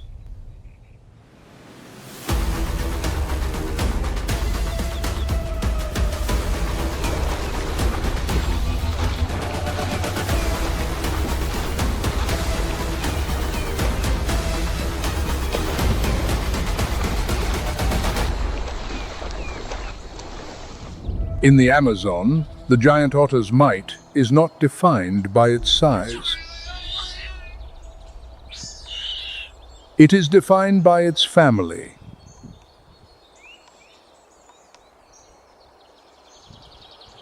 And here, at the very shore the capybara frequents, the food webs of the entire territory intersect. It is not just the anaconda and the otters converging. A familiar shadow is drawing near.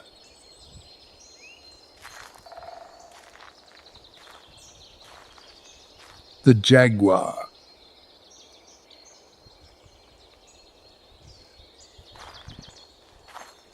The apex cat that missed a tapir in the forest now descends to the water, where prey is more plentiful.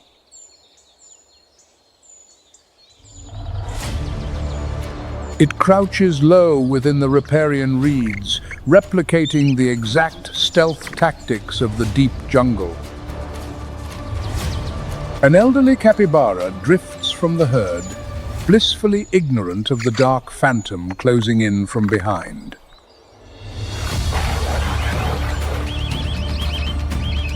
The pounce is blindingly swift.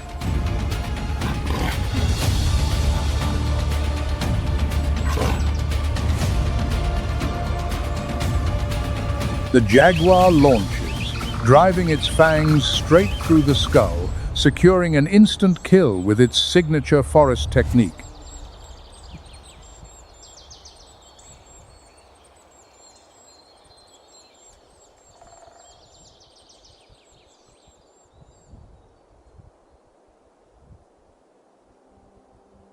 At this single shoreline, three supreme predators, the anaconda, the otter, and the jaguar, flock to one sustaining source.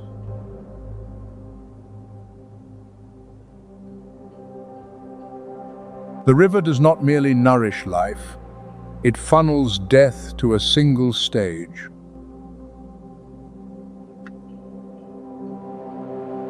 Yet the waters do not rest in the lianos.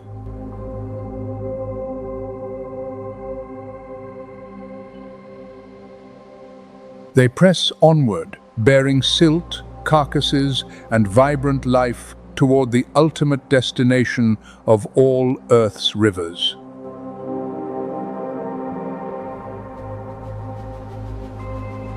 This odyssey from the Andean frost is about to conclude where sweet waters greet the salt.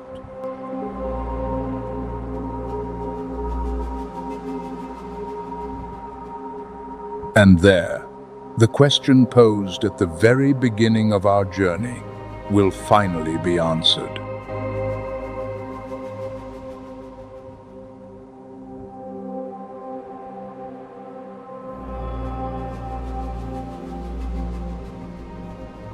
Colombia's Caribbean coast.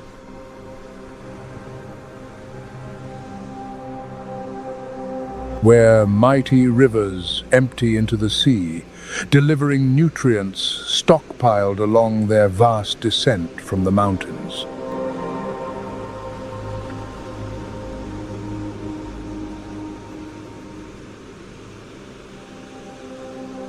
Fresh water and salt water intertwine.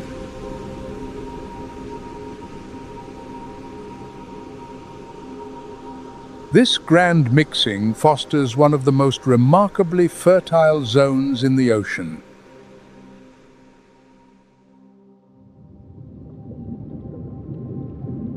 With fish shoaling in immense densities, the hunters of sky and shore have been eagerly waiting.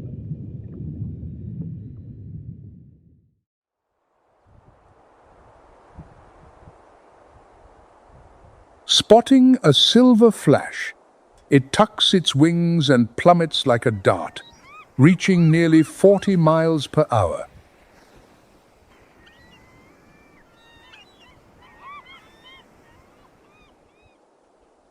Upon impact, the gular pouch beneath its bill balloons like a trawl net, engulfing nearly 3 gallons of water alongside the trapped fish.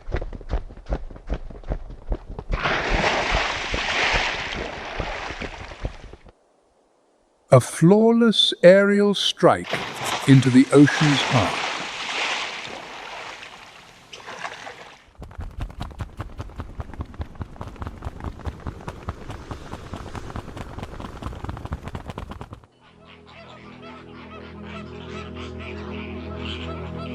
Further out, across the shallow lagoon, a brilliant swathe of pink paints the horizon.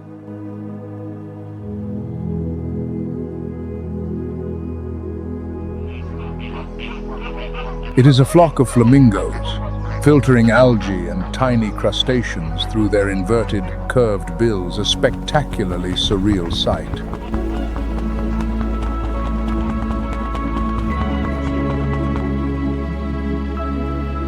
The flamingo is hardly a fearsome predator.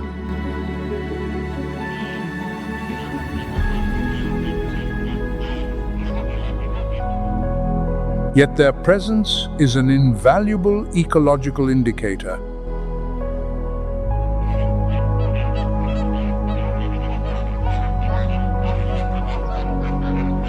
They congregate only in pristine waters, acting as a living mirror for the health of the entire ecosystem.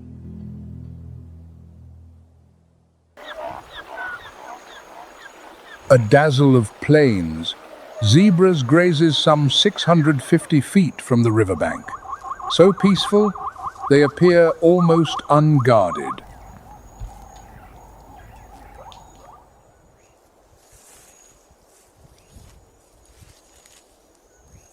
But barely 260 feet away, within the Golden Sea, something stirs.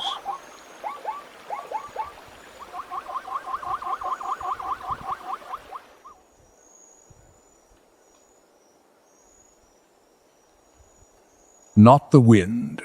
The wind has no eyes, and this shadow is staring intently at the zebras.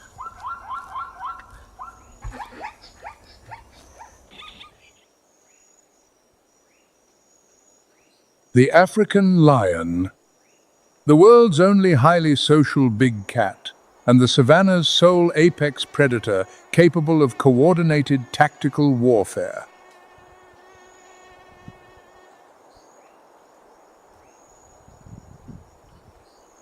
A male weighs over 550 pounds, stretching nearly 10 feet from nose to tail.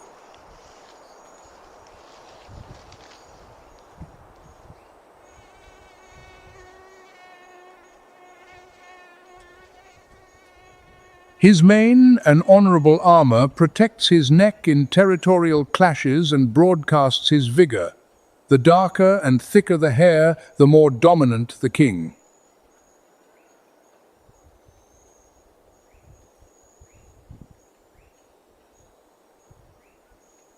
But today, the male does not hunt. He rarely does.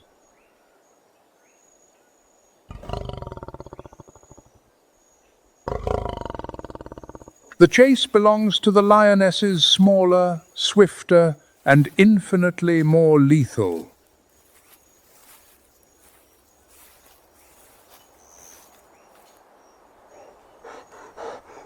And now their primary weapon is deployed.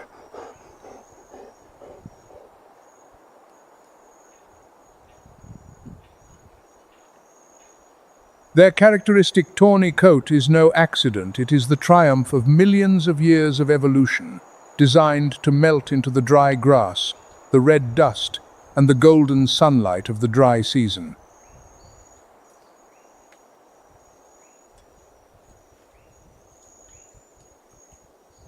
A lioness lying motionless in tall grass practically vanishes, not merely hiding, but dissolving into the landscape, as if born from the earth itself solely to occupy this precise spot.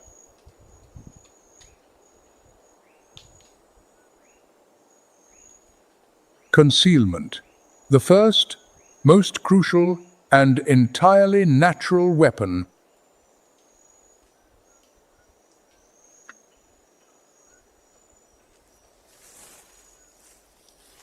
Yet this weapon is only truly invisible if the prey lacks the power to see through it.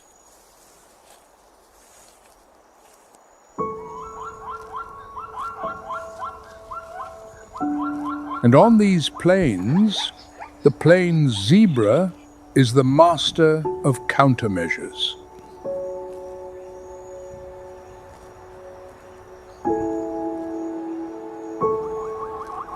Their black and white stripes are no mere decoration. They are an exquisitely refined biological defense system, evolved directly to confound the very predators stalking them.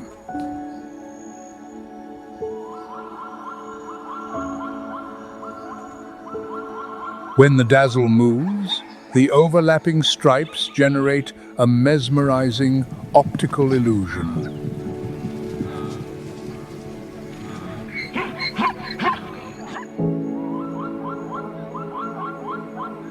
Scientists call it motion dazzle, leaving the lioness with a chaotic blur of patterns, unable to discern body outlines or judge the distance to a single target.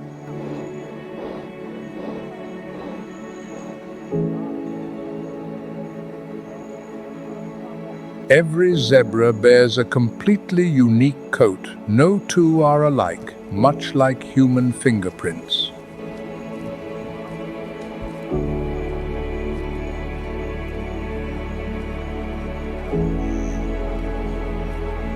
These stripes also aid in thermoregulation and deter parasitic biting flies.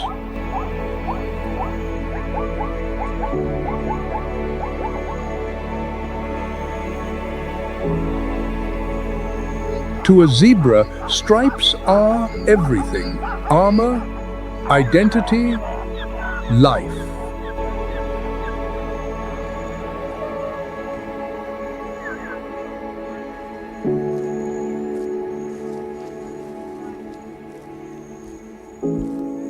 Illusion against illusion. The lioness vanishes in the grass. The zebra vanishes within the herd.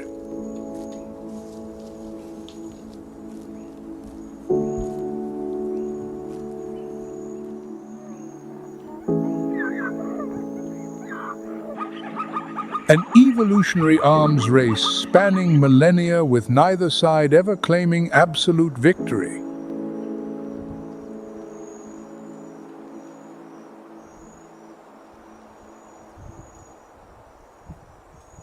The wind shifts.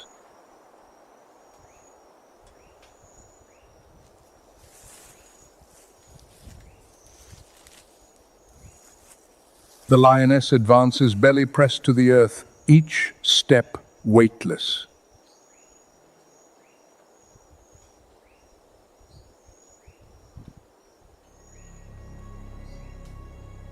Eyes lock onto her target, a zebra drifting from the collective.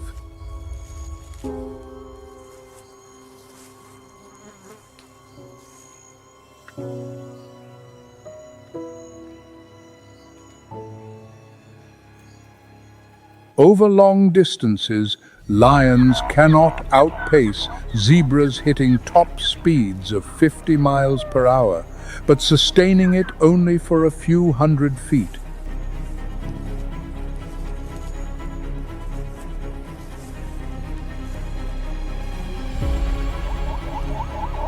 A zebra runs at 40 miles per hour, yet boasts vastly superior endurance. If it spots the predator early, the hunt is doomed before it begins.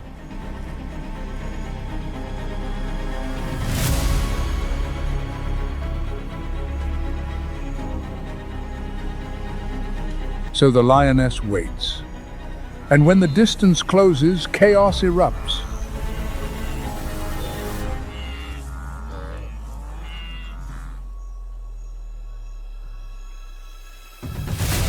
The dazzle explodes into motion.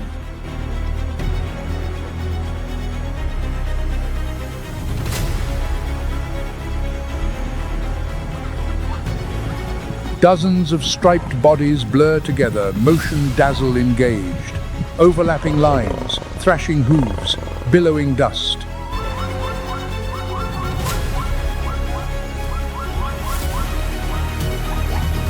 But the straggler fails to merge into the hypnotic mass.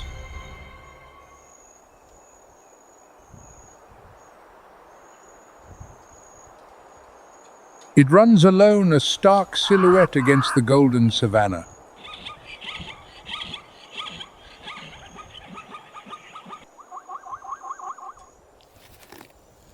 And on these plains, to be distinct is to be doomed.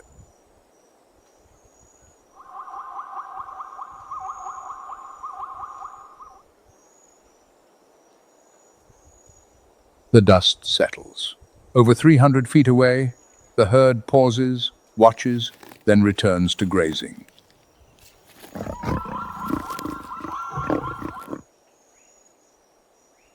The savanna falls silent again, as though nothing ever happened.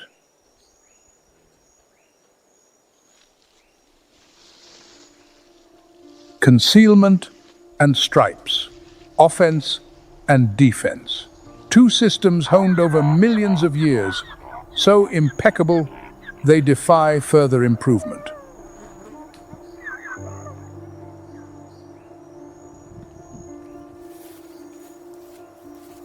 Barely 25% of lion hunts succeed, yet that is enough to sustain the pride.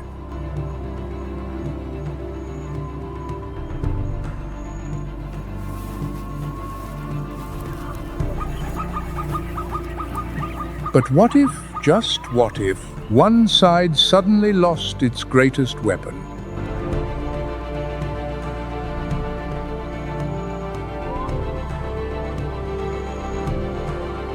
What if a lion were born without its camouflage?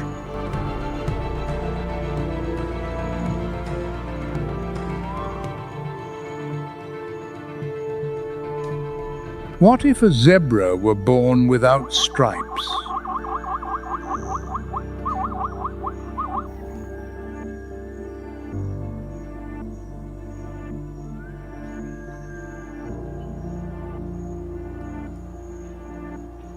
Both impossibilities have actually occurred.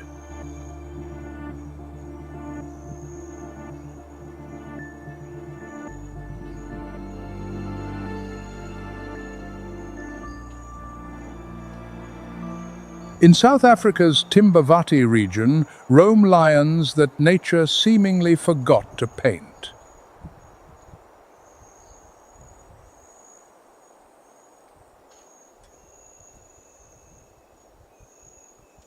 The white lions of Timbavati.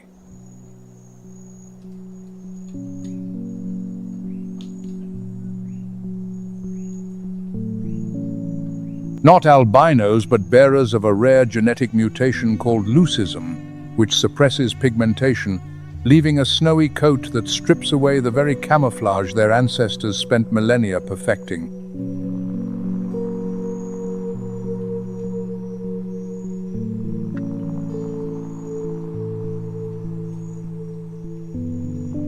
Imagine a stark white predator adrift in a golden sea, spotted from afar, unable to hide.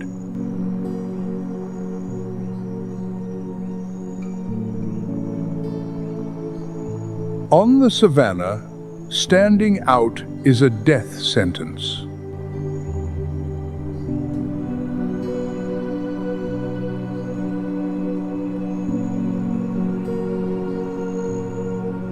Yet, white lions are not extinct. They endure through something no coat color can diminish: the pride.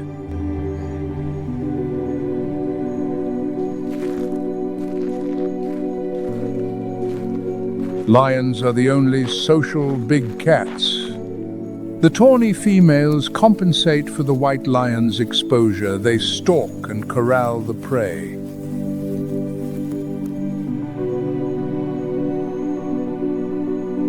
The white hunter merely needs to be in position to deliver the killing blow. The pride is the shield, the surrogate camouflage.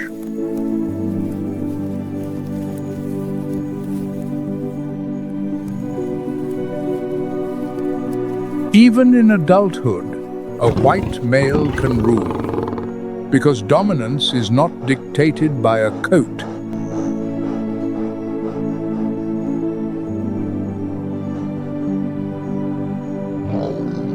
It is dictated by fang and claw.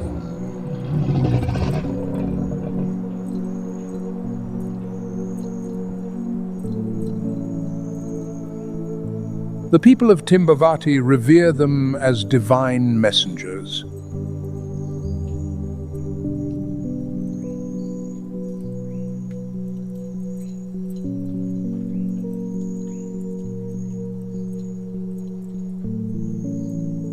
While science views their existence as a testament, evolution does not always equip a creature with everything it needs.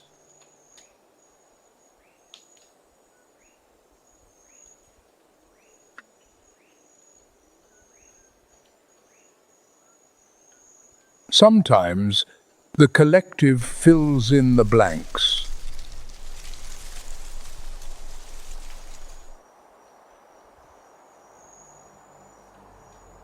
The African savanna, where blending in is life and standing out is death. But occasionally, just occasionally, the most conspicuous are the most resilient.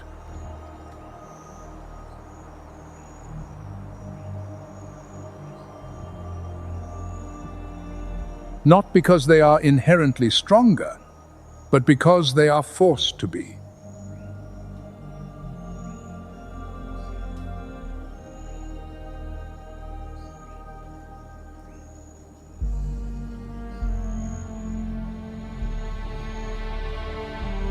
The plains test life through exposure. Halfway across the globe, the ocean tests life through absolute isolation.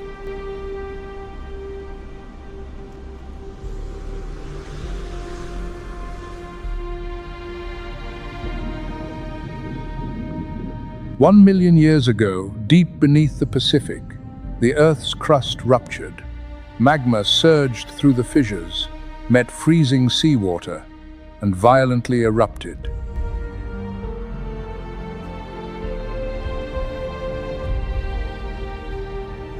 Not an act of destruction, but of Genesis, a miracle forged of fire and water.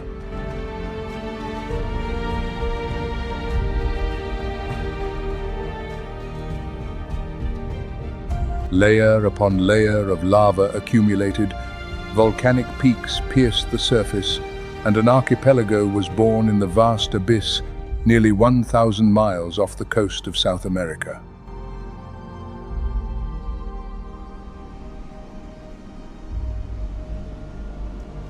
The Galapagos, where fire meets water, where life took root on barren stone and bitter salt.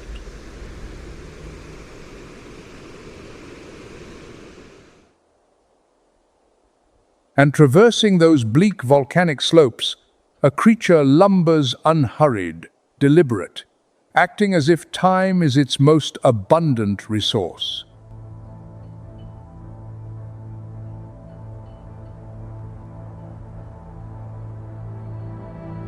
The Galapagos giant tortoise, weighing up to 900 pounds, spanning over 4 feet, it has inhabited these islands longer than any other creature.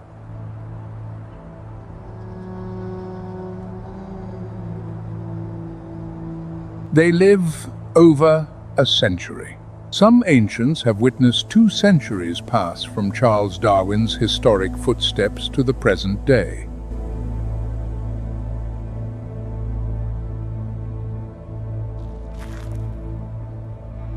Plodding at barely 1/3 of a mile per hour, there is no rush. Here, they face no natural predators. Time is their only necessary ally.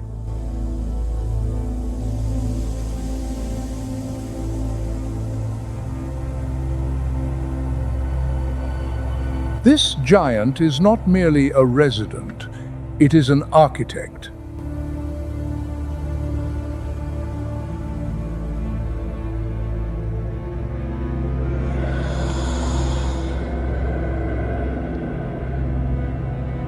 Its trails become highways for insects. Seeds are dispersed in its wake. An entire ecosystem is shaped by each ponderous footstep.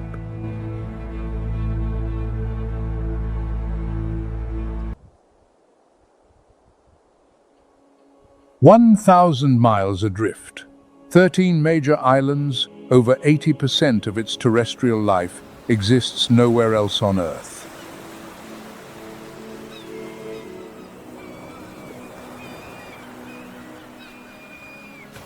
The Galapagos is no tropical paradise. It is an evolutionary crucible where the laws of survival were rewritten in absolute isolation.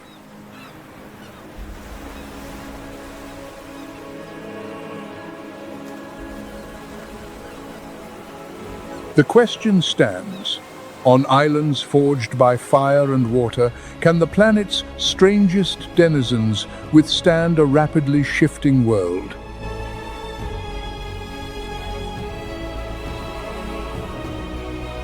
To uncover the truth, we must descend from the volcanic peaks where the giant tortoise plods down the slopes toward the shore, where an entirely different realm awaits.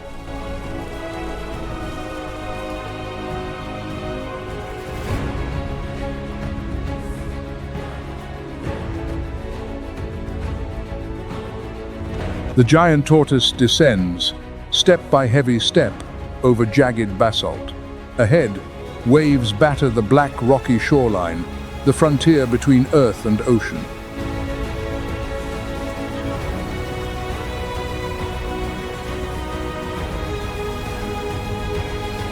And upon this very frontier, one reptile has embraced a life no other dared.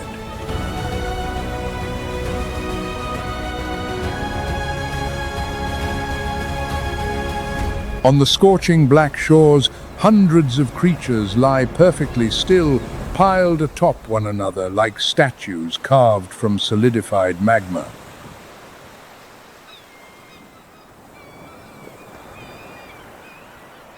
The marine iguana.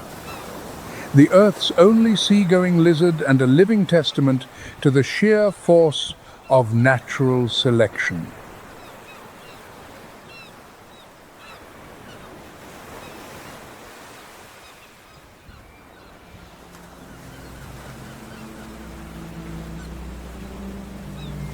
Anywhere else, lizards belong to the land. Here, evolution authored a different script, pushing them into the sea, compelling them to graze on submerged algae, transforming them into master divers.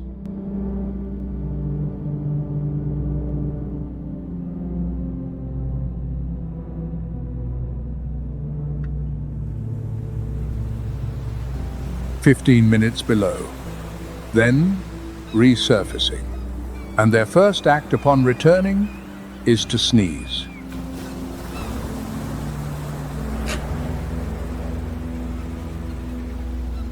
Not from a chill. Specialized cranial glands expel white salt crystals from their nostrils, a desalination mechanism unrivaled by any other reptile.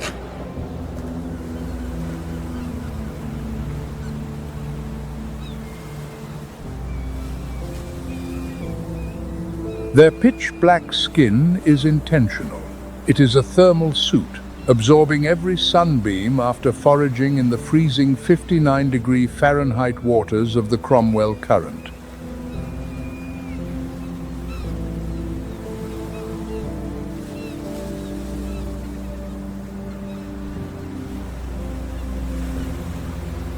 Yet evolution pushes them even further. When El Niño strikes, when oceans warm and algae perish, these iguanas perform the unimaginable.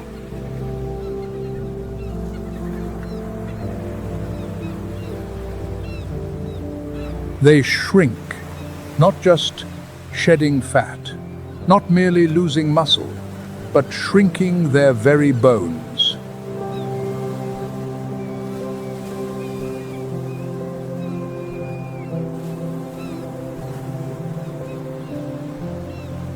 Studies in the year 2000 revealed they can reduce their body length by up to 20% during starvation and regrow when the algae returns.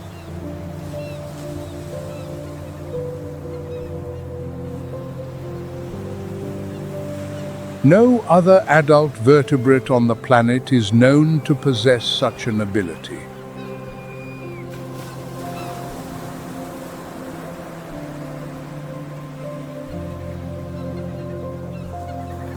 A creature that dissolves its own skeleton to endure.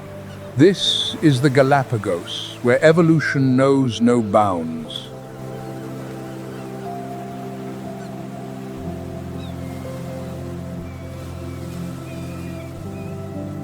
But the marine iguana does not occupy these shores alone. It has allies, and those allies are surreal in their brilliance.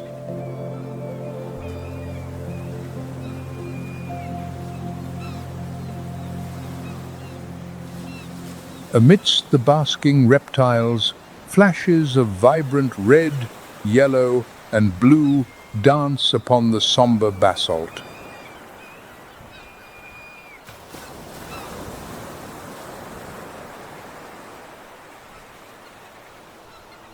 The Sally Lightfoot crab, 10-legged, lightning fast, and the most resplendent jewel of the intertidal zone.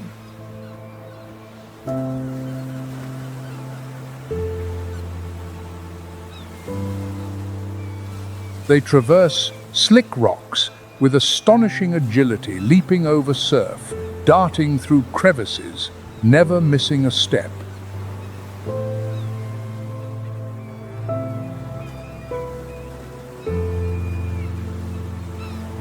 Against the gloomy volcanic canvas, their fiery armor is a bold proclamation. I am faster than anything that might seek to catch me.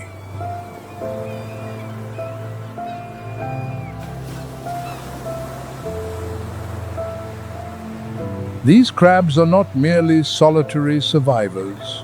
They are the archipelago's sanitation crew, consuming algae, detritus, and opportunistic parasites.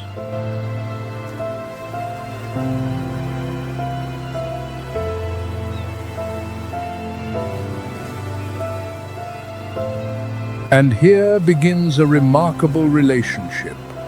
As the marine iguanas lie immobilized by the sun, the crabs clamber aboard and begin to feast.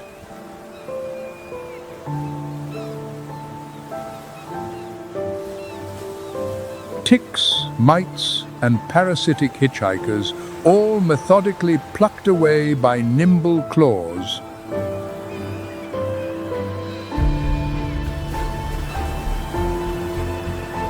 The reptiles do not flinch, no shivers, no shooing. They remain motionless, for this unspoken treaty benefits both. The crab earns a meal, the iguana gains a cure.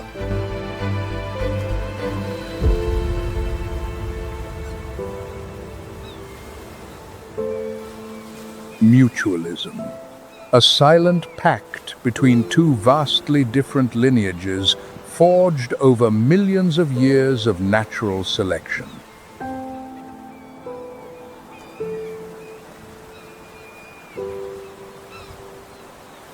Crab, iguana, and volcanic rock, three pieces of an intricate puzzle, intimately intertwined, even if they remain forever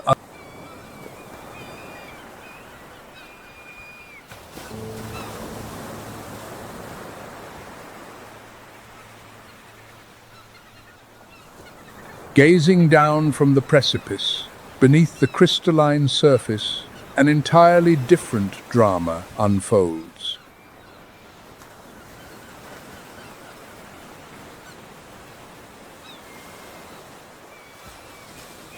If the Galapagos skies are governed by beaks and wings, the coastal shallows are ruled by muscle, velocity, and teeth.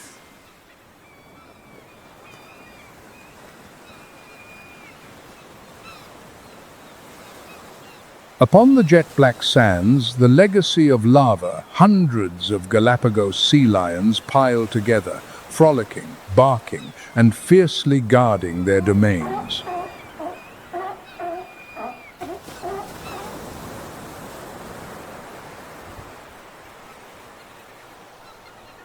A beachmaster bull, weighing over 550 pounds, stretching nearly 7 feet, he is uncompromising toward any rival breaching his claimed stretch of shoreline.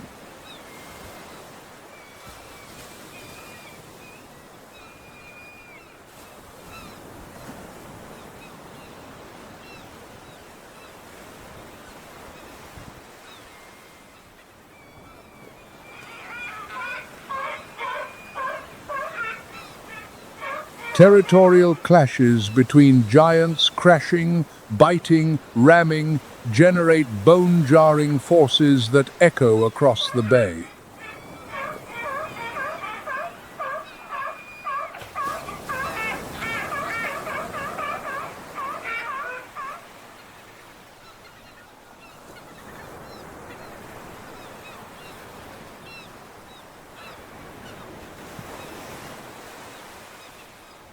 Blood, scars, and sheer exhaustion, the heavy toll exacted to maintain a harem of up to 15 females.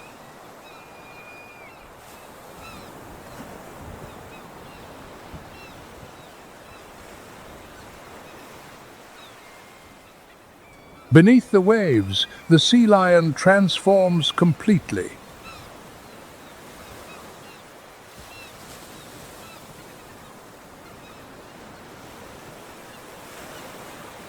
From a clumsy land dweller, it becomes a living torpedo tearing through the blue with breathtaking agility, steering with forelimbs sculpted into exquisite flippers.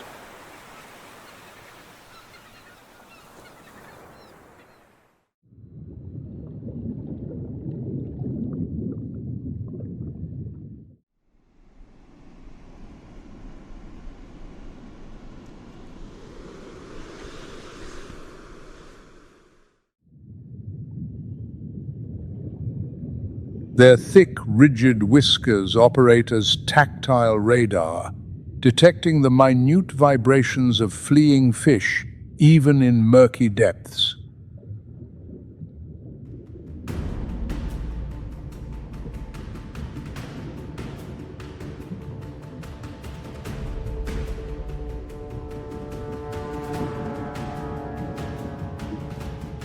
A masterpiece of biological engineering that artificial sonar has yet to match.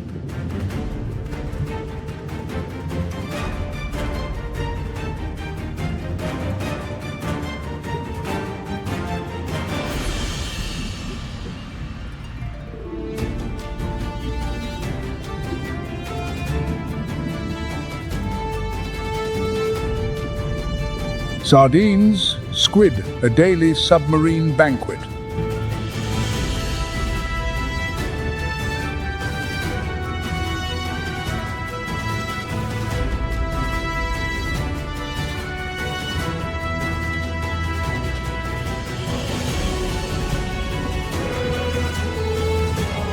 The mothers dive deep to hunt, then return to the shallows.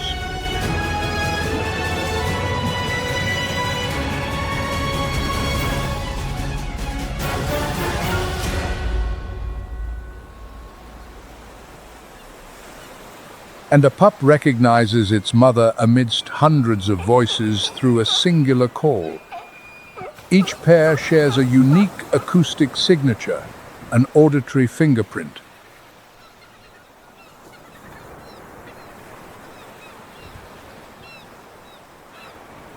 In the sheltered tidal pools, mothers playfully nuzzle their young, rare moments of tranquility amidst a relentless struggle for survival.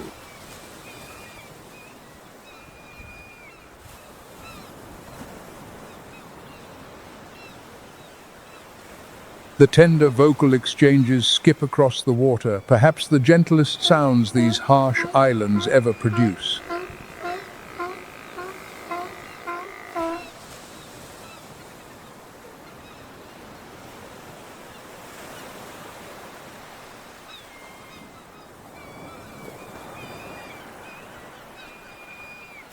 Yet these pools are not mere playgrounds.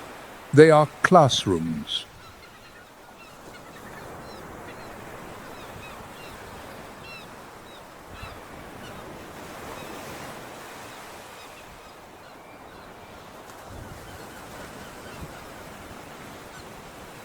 Here, mothers instruct their pups in the art of navigation, how to hold their breath, and how to spot shadows rising from the deep, the silhouette of death.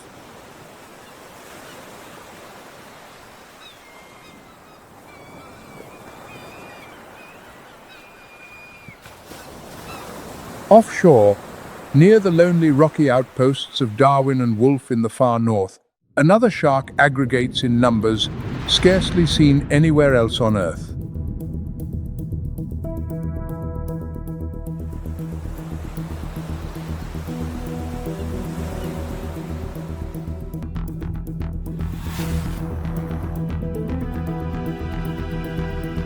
The ampullae of Lorenzini electroreceptor pores, scattered across its broad head, allow the hammerhead to detect the faintest electrical impulses of prey buried in the sand.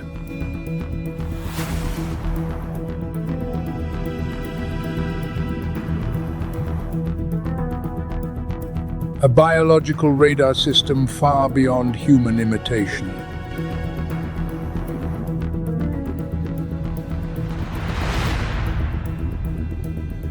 Hundreds of these predators school together around Darwin and Wolf, forming one of the most breathtaking submarine spectacles imaginable.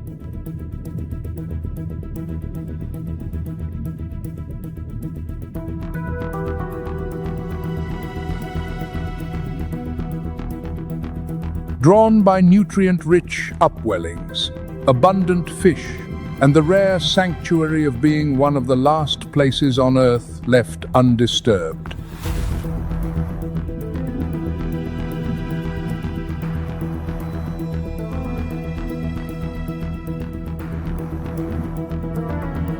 The Galapagos shark policies the coastal shallows. The hammerhead commands the pelagic deep,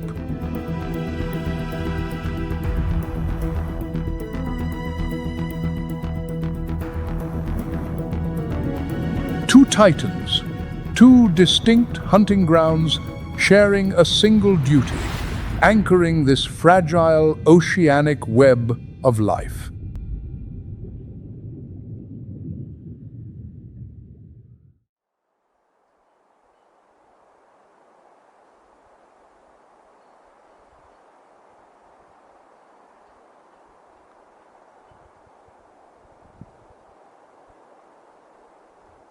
As we journey further offshore, the sunlight begins to fade.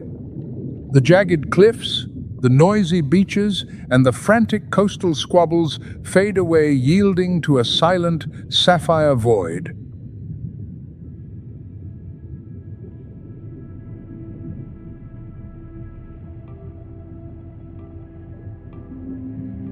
The pelagic deep, where the ocean is no longer ruled by sudden speed or serrated teeth, but by sheer majesty.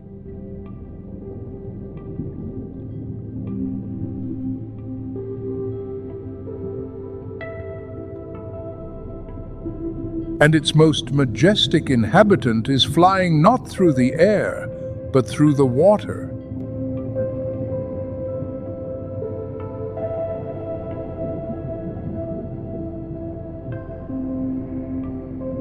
The oceanic manta ray, a 23-foot wingspan, weighing over 4,000 pounds, and utterly harmless.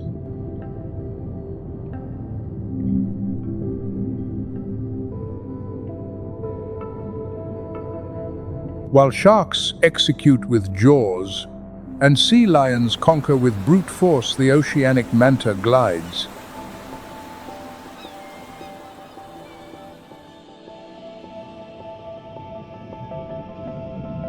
Two colossal pectoral fins beat with a slow, hypnotic rhythm, propelling it with an elegance unmatched by any other marine creature.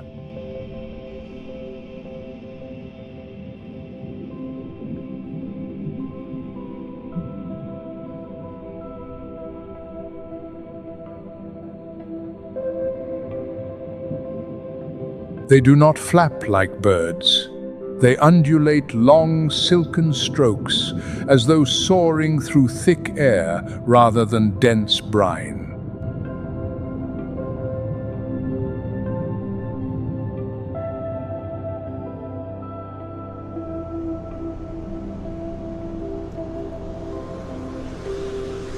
A ballet that local divers simply refer to as flying.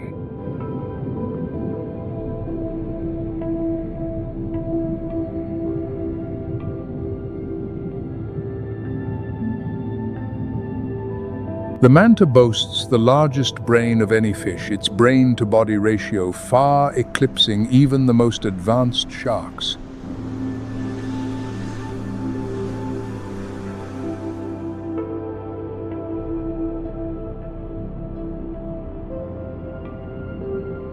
They can recognize their own reflection, a cognitive feat shared by only a select few.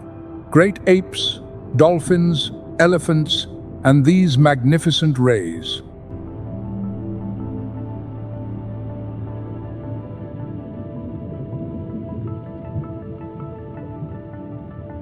They exhibit deeply complex social lives.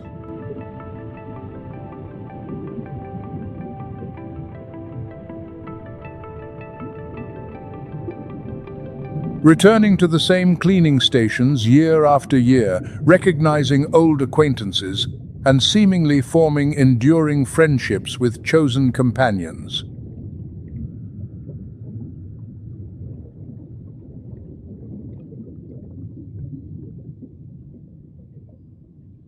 Within this sapphire expanse, alongside the manta, an ancient mariner voyages, plodding and patient, much like a giant we met earlier in our journey.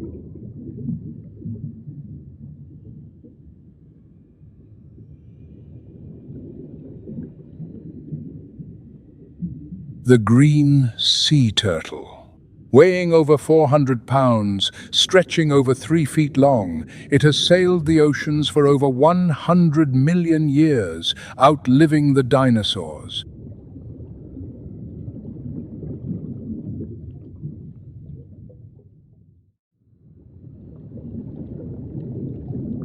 Its polished olive-green carapace is not for show. It is the sole bastion in the open ocean, where there are no reefs to hide in, no burrows to flee to.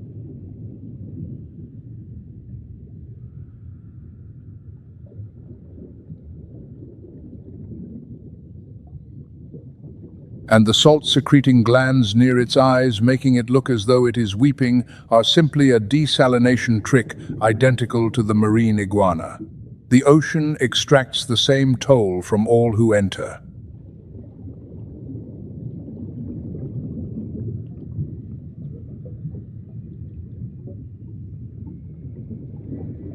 They are supreme navigators, traveling not hundreds, but over 1,600 miles across the featureless Pacific, from foraging grounds to nesting beaches and back.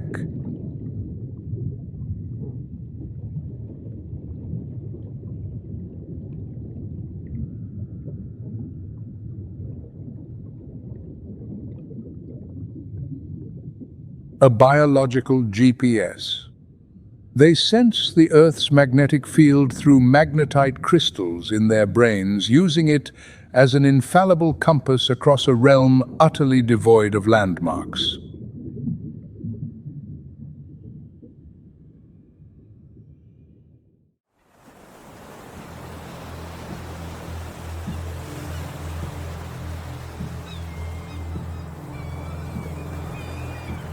Upon reaching the islands, females haul themselves onto the black volcanic sand beneath the moonlight. They dig deep chambers with their hind flippers, and they lay.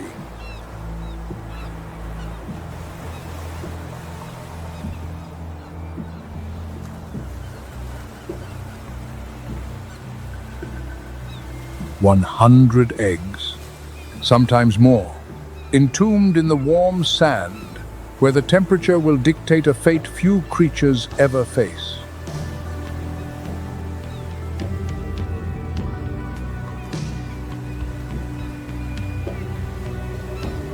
Temperature-dependent sex determination. If the nest is warmer than 84 degrees Fahrenheit, the hatchlings will mostly be female. If cooler, mostly male.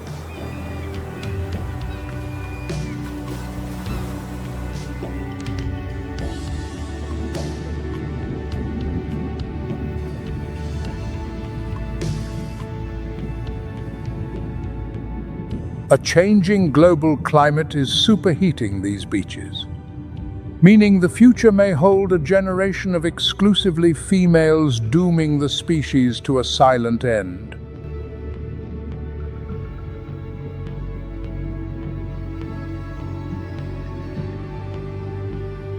A lineage that survived 5 mass extinctions, now imperiled by a mere shift of a few degrees.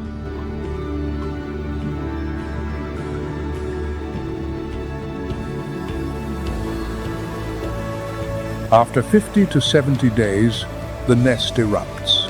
Hundreds of tiny turtles, each no larger than a human palm, claw their way to the surface.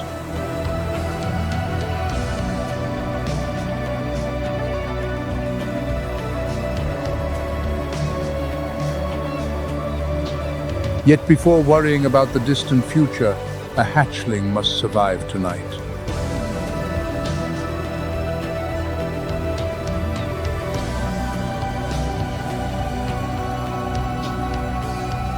They emerge under the cloak of darkness. Ancient instinct commands, head toward the brightest horizon, the starlight reflecting off the rolling waves.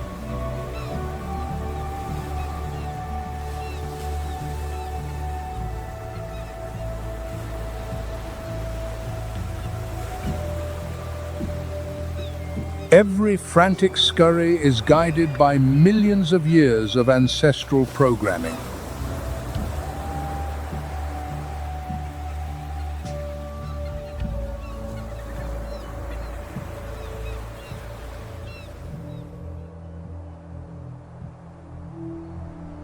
Viewed from high above, the Galapagos shrink into scattered dark specks amidst the vast Pacific. minuscule and profoundly alone.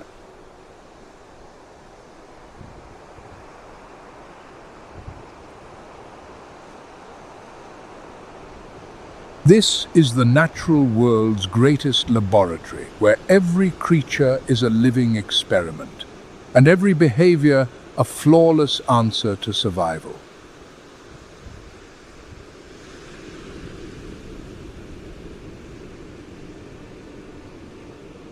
But the fortress of isolation that once guarded these shores has crumbled.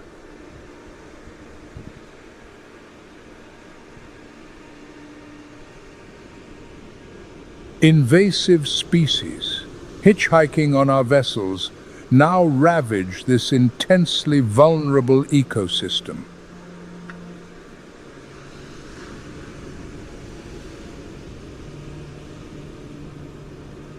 And more ominously, the great oceans are warming. If the currents shift and the food webs shatter, all life here could collapse.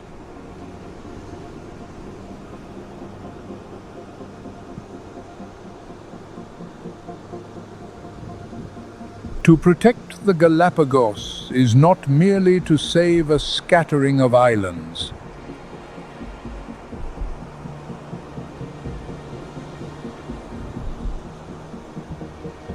It is to preserve the greatest epic nature ever penned, a saga, millions of years in the making, one that finally revealed to humanity the secrets of our own origins.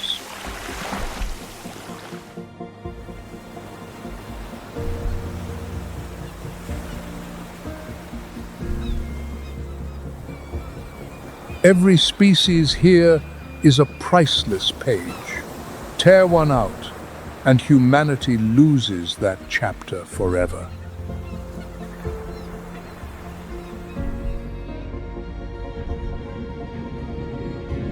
Lose enough pages, and the story of life itself becomes irreparably broken.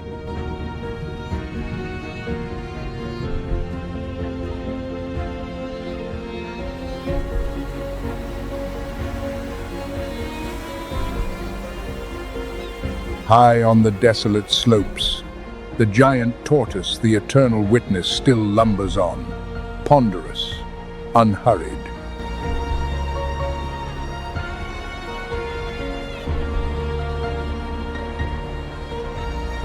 It has weathered volcanic eruptions, climactic fury, and millions of years hidden away from the rest of the globe.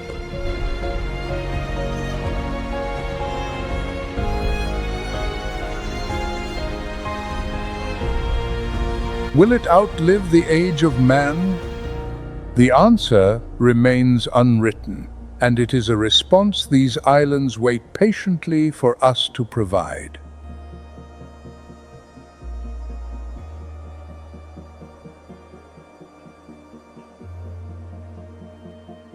The ocean remains sapphire, the volcanoes sleep, and on this untamed archipelago, 1,000 miles from nowhere, nature continues to write page by page.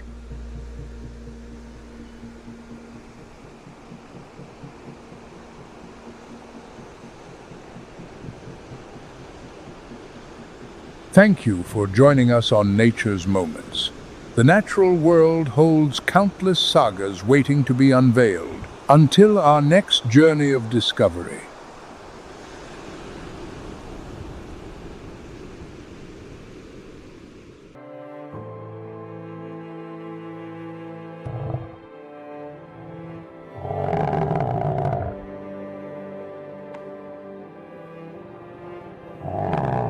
Ancient laws of life, death, and the ceaseless struggle for existence.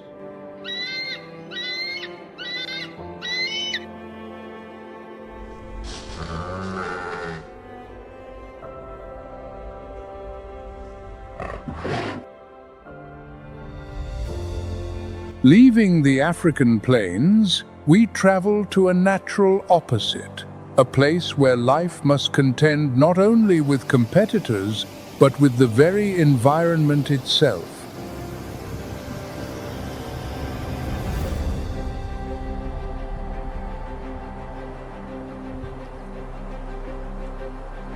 At the heart of the North American continent, there exists a land where the earth breathes fire and ice.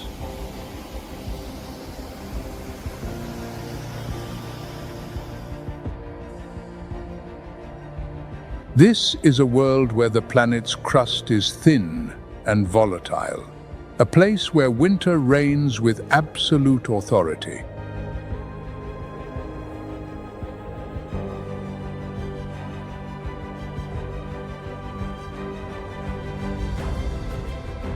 When the thermometer falls to -40 degrees Fahrenheit, the landscape transforms into a kingdom of crystal and long shadows.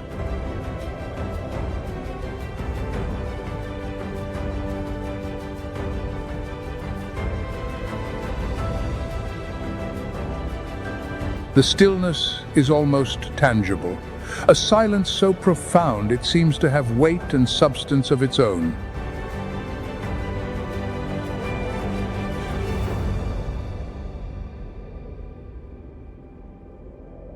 Here, life is not a given but a victory earned over millennia of evolution.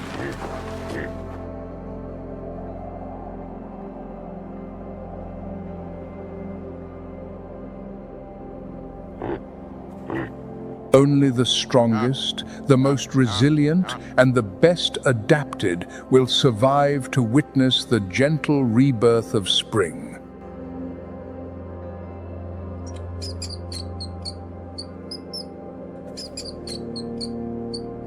This is nature at its most raw and honest.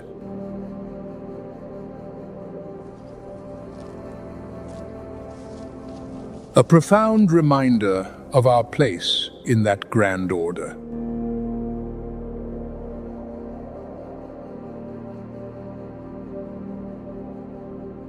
Welcome to Yellowstone.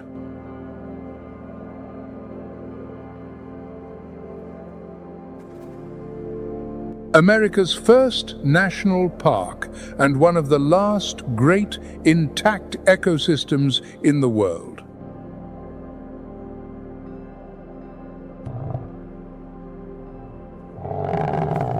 It is preserved not just for its spectacular beauty, but as a vast, living laboratory.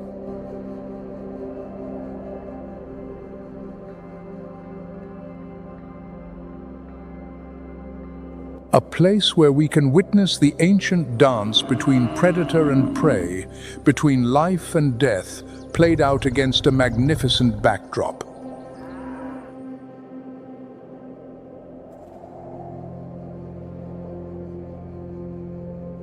And at no time is that dance more starkly defined than when winter descends.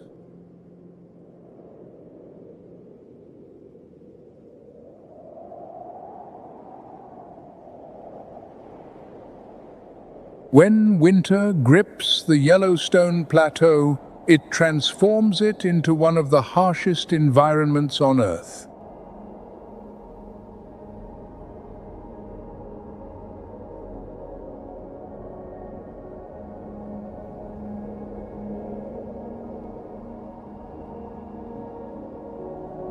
Snow accumulates in drifts many feet deep, while temperatures regularly plummet far below freezing.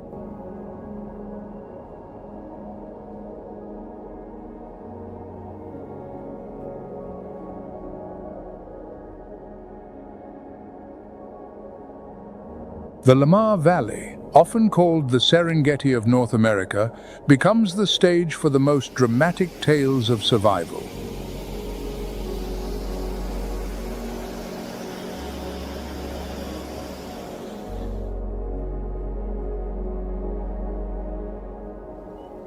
For the gray wolf, reintroduced to Yellowstone in the mid-1990s, winter is not a curse, but a time of opportunity.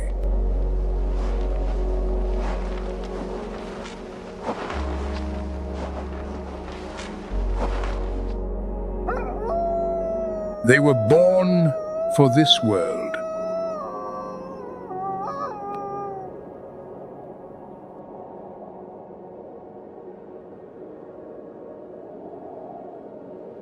Their thick double coat consists of a soft underfur for insulation and long water-resistant guard hairs on the outside.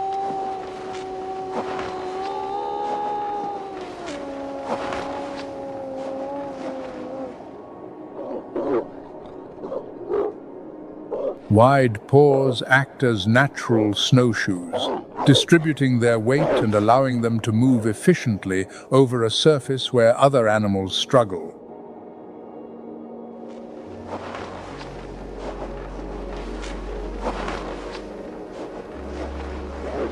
But their greatest weapon is neither fang nor claw.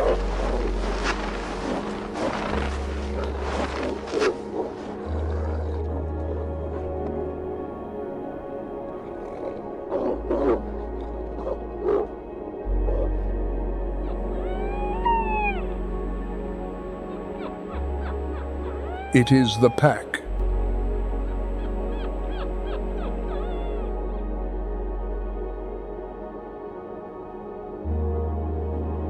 A wolf pack is a family, often spanning generations, led by an alpha pair.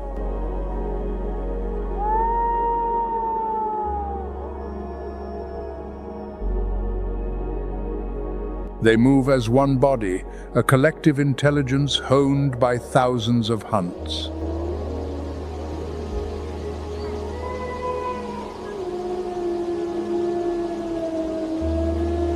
Communicating through a complex language of glances, subtle tail flicks, and minute shifts in posture, they coordinate with deadly efficiency.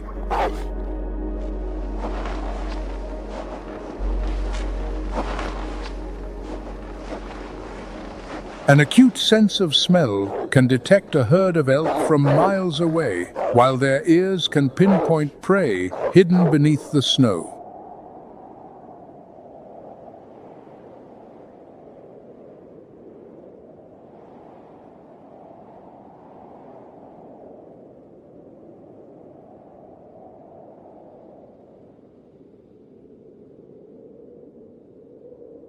The contest between wolf and elk is as ancient as time itself.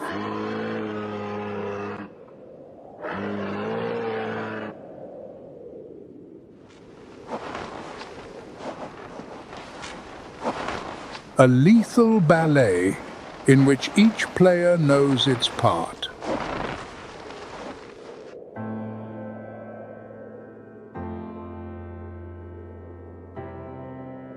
Elk possess immense size and dangerous antlers, but they are at a disadvantage in deep snow.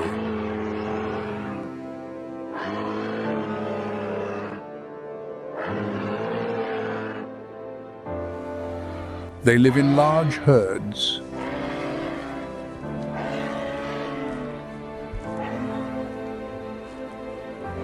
This strategy helps in the early detection of predators, while also making it easier for weaker individuals to be separated from the group.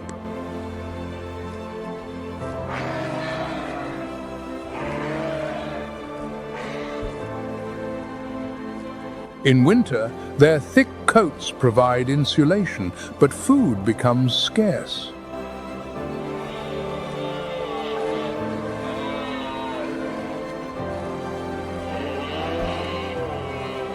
They must move constantly in search of dried grasses and young shoots.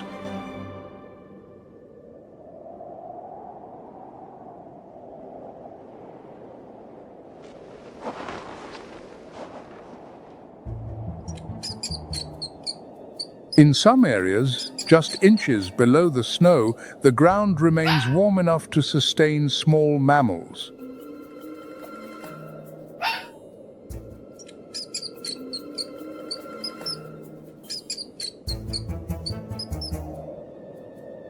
And where there is prey, there will be a predator.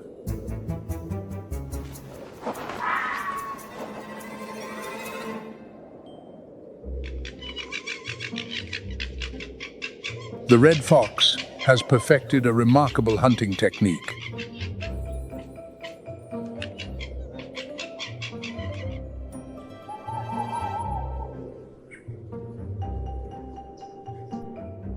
As one of the world's most widely distributed carnivores, it is adaptable to many environments, from forests and grasslands to the harshness of a snow-covered world.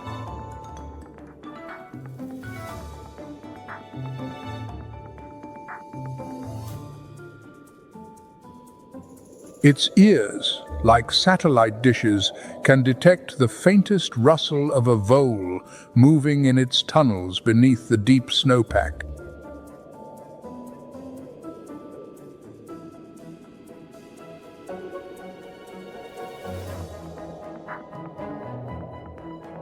This exceptionally acute hearing allows it to see its prey, even when it is completely hidden from view.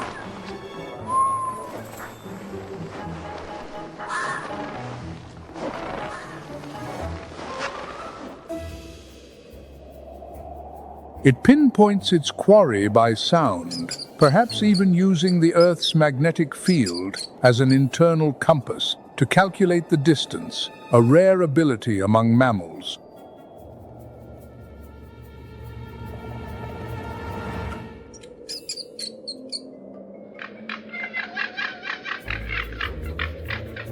In a behavior known as mousing, the fox leaps high into the air, arching its body and plunging headfirst into the snow like an arrow.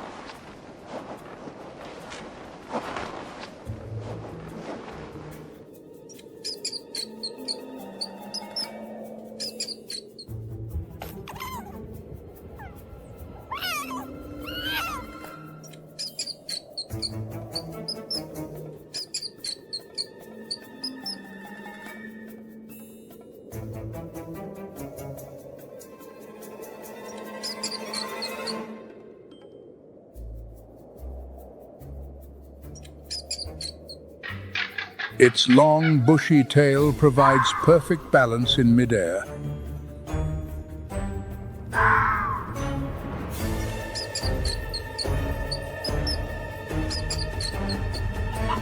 And more often than not, it emerges with its meal. Sharp teeth and quick reflexes allow it to dispatch its prey in an instant.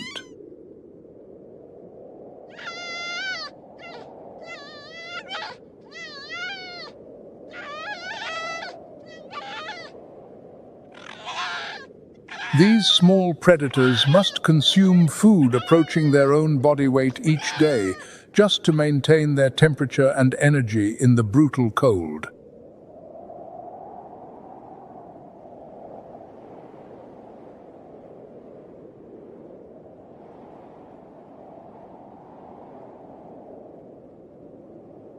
The ability to cache surplus food beneath the snow also helps them survive through lean times.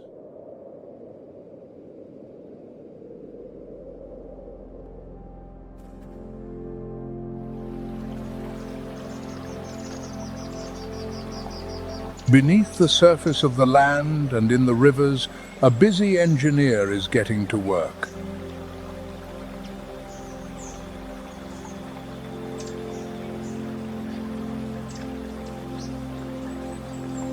Beavers become particularly active, repairing dams and lodges damaged by the winter ice.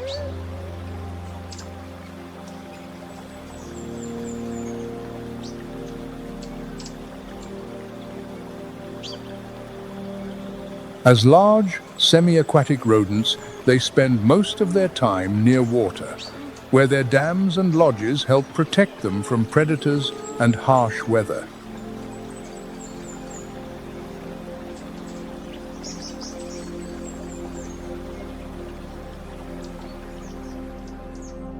These ecosystem engineers transform the landscape more than any other species besides human.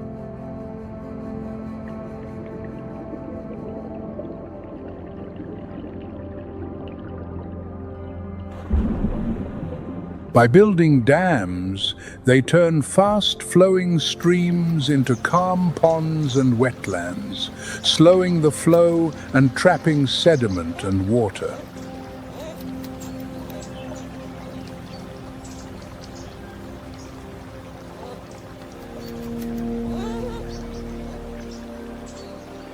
These new habitats benefit countless other species, from moose and western toads to waterfowl.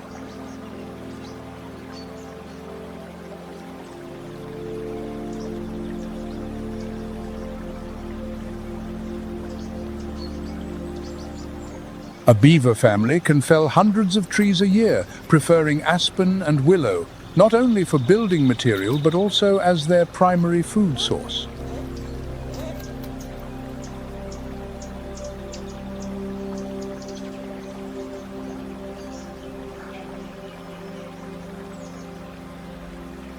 Their incisors grow continuously, allowing for efficient gnawing and cutting, while their flat, scaly tail provides balance on land and aids in steering while swimming.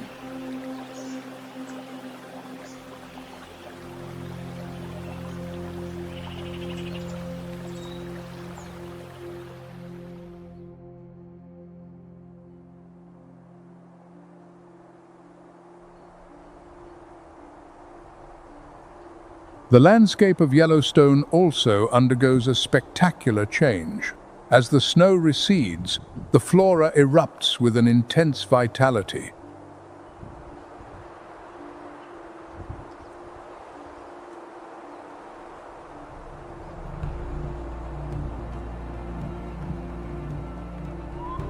The first wildflowers, like the glacier lily, bloom right at the edge of the receding snowpack.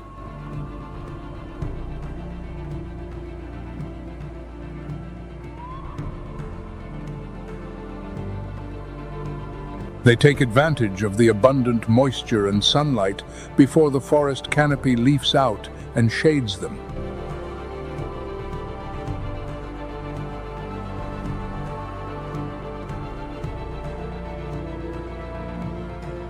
In the rivers below, the cutthroat trout begin their annual spawning ritual.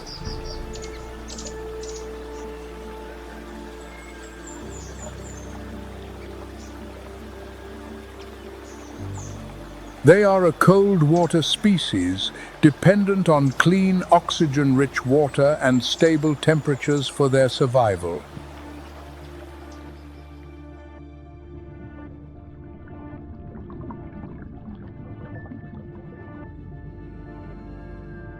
The female uses her tail to dig a shallow nest in the gravel, called a red, where she lays her eggs for the male to fertilize.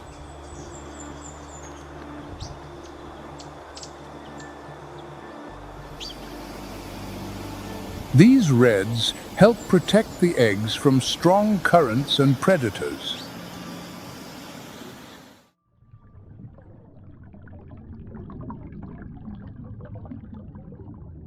Their life cycle is intimately tied to the rhythm of the river.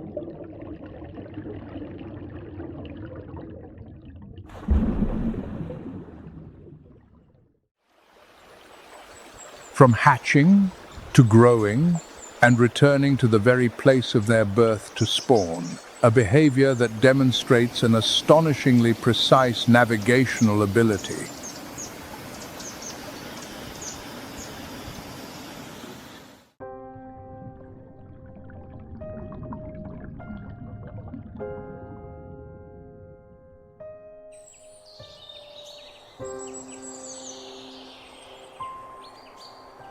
As the wetlands thaw, the birds begin to return.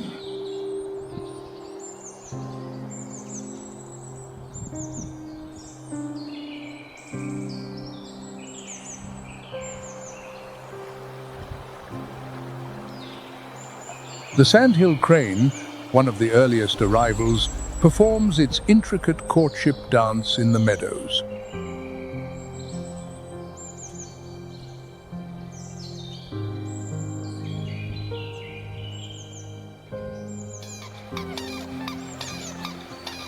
They are long-distance migrants, returning to the same breeding grounds year after year.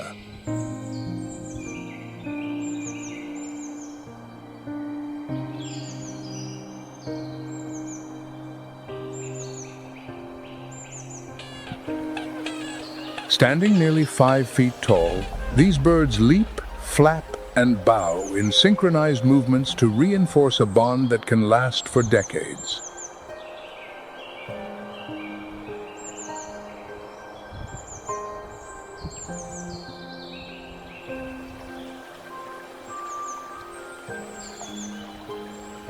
They are typically monogamous and maintain nesting territories in shallow wetlands, which provide an ample food supply and a good vantage point to spot danger.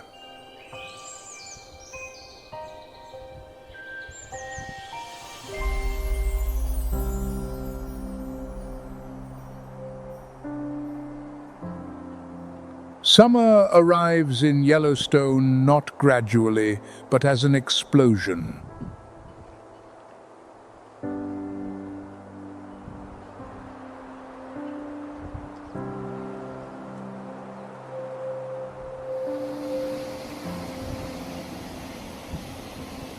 It is a season of an abundance almost unimaginable in winter.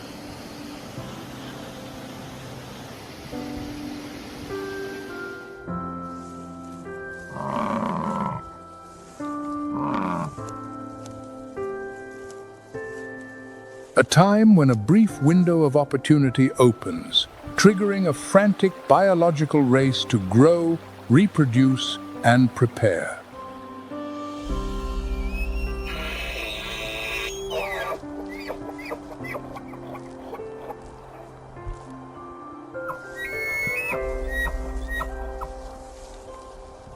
The sun's energy, captured by countless plants, flows through the food web with an intensity only possible in this short season.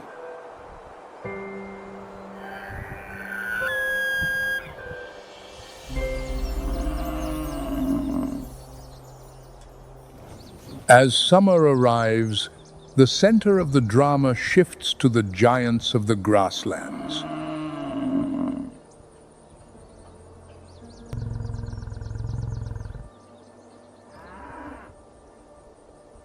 The bison enter their breeding season known as the rut.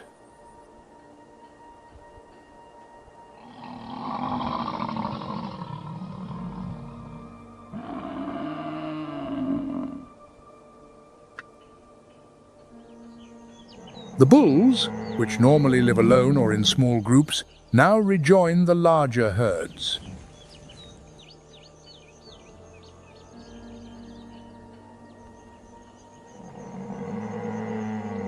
Their usual placid demeanor gives way to aggressive displays as they compete for the right to mate.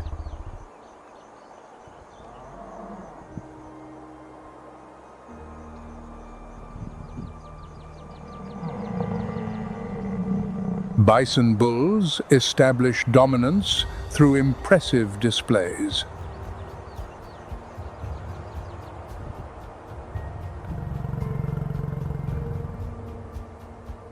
They paw at the ground with their horns, creating wallows where they roll, coating their enormous bodies in dust.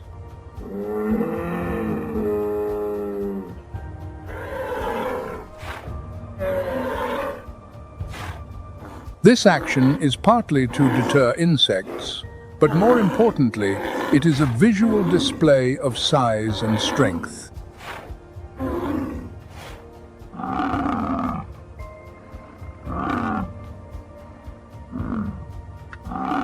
Their deep, resonant bellows carry for miles, a declaration of presence and a challenge.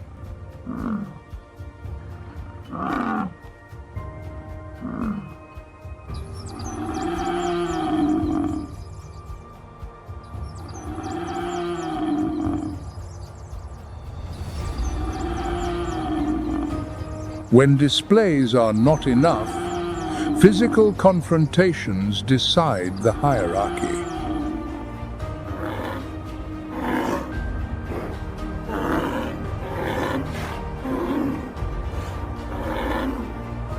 Clashes between 2,000-pound giants can be incredibly violent.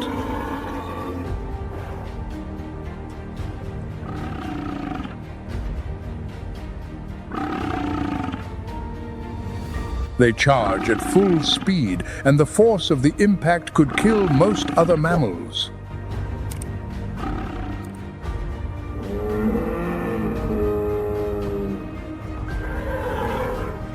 But the bison's skull is specially constructed with a thick, porous bone structure and massive neck muscles that absorb these terrifying collisions.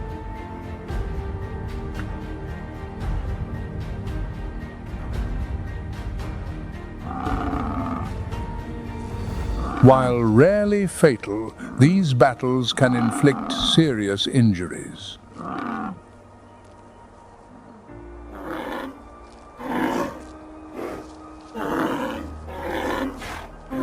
The victorious bull gains access to the females, ensuring that the genes of the strongest individuals are passed on to the next generation.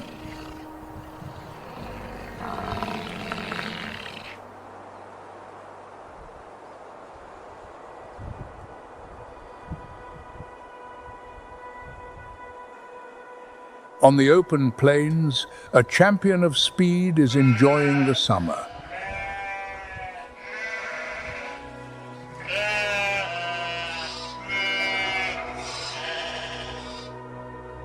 The pronghorn, North America's fastest land mammal, can reach speeds of up to 55 miles per hour.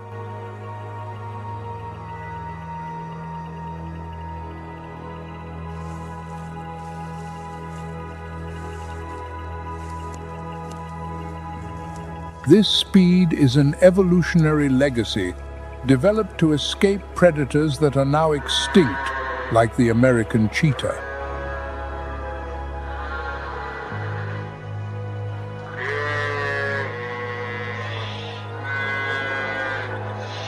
Today, that speed gives them an enormous safety margin against existing predators.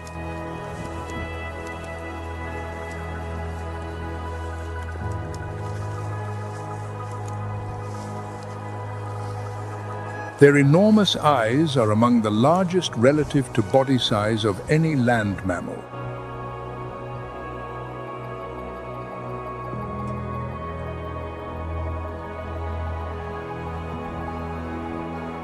With a field of vision of nearly 320 degrees, they allow the pronghorn to spot movement up to 4 miles away.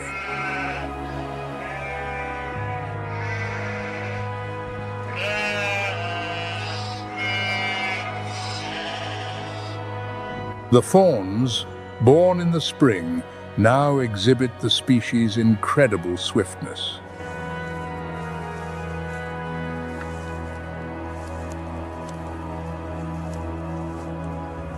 By midsummer, they can outrun most of their predators, a vital skill in an open world.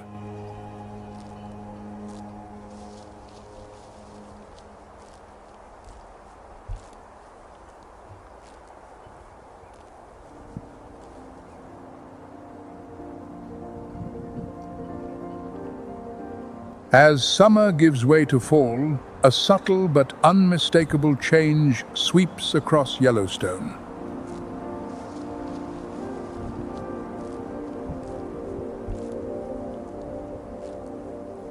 The air grows crisp and cool.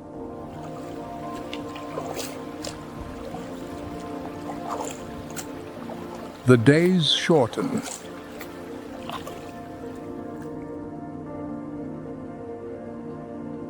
The landscape ignites with the gold of aspens and the red of underbrush.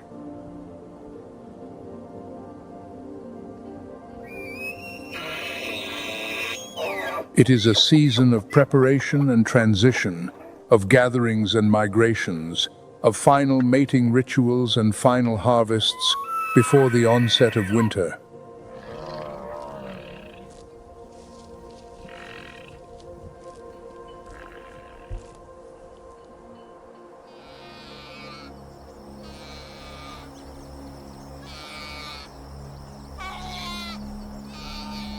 Amidst this transformation, black bears appear with their families, moving quietly through the changing forests.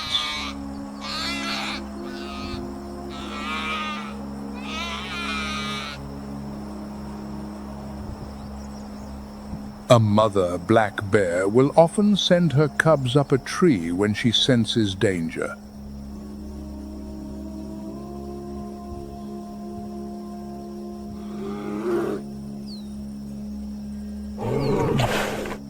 Unlike grizzly bears, the young of a black bear typically become independent sooner, after only about 16 months.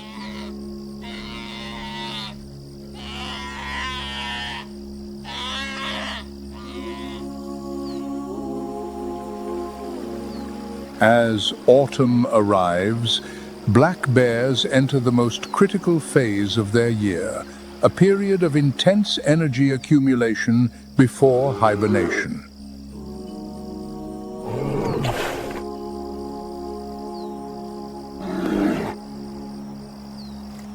They spend most of their day foraging, constantly moving through forests and valleys, seeking any rich food source they can find.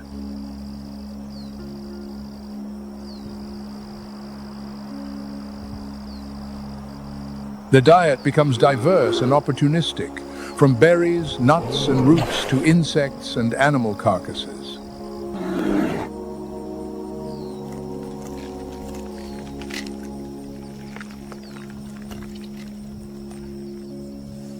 In areas where they are available, they also take advantage of fish or small animals.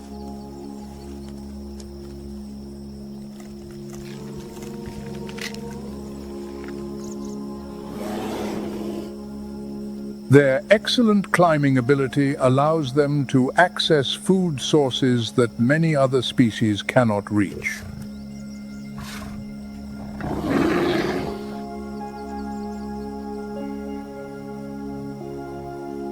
During this period, a black bear's body can gain weight rapidly, accumulating a thick layer of fat that will serve as an energy reserve for the many months of winter when food is virtually non-existent.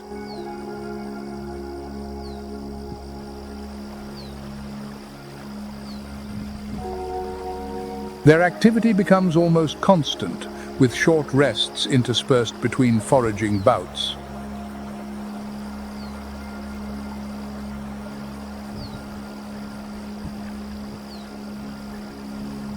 When temperatures begin to drop and food sources dwindle, black bears seek out secluded dens like tree hollows, rock caves, or earthen burrows to prepare for hibernation.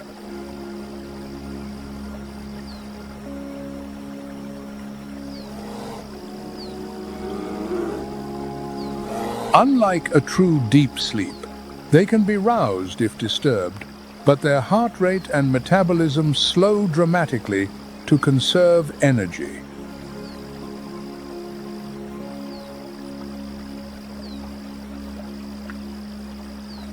Autumn, therefore, is not just a season of transition, but a silent race against time, where every calorie accumulated determines the chance of survival through the harsh winter ahead.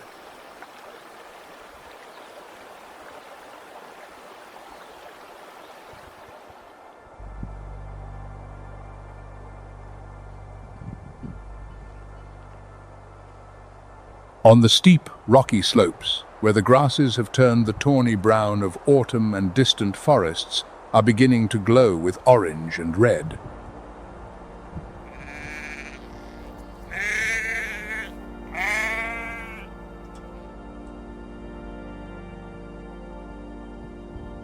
Another ritual of survival is underway, the fight for the right to mate.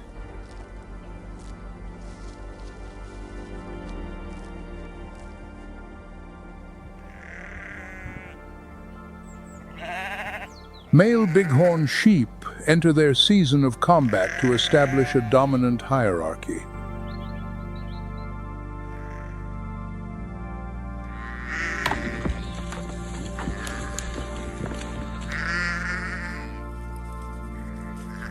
Mature rams, bearing massive curved horns that can weigh up to 30 pounds, charge one another at speeds of nearly 40 miles per hour, turning the mountainside into a battlefield of pure power and impact.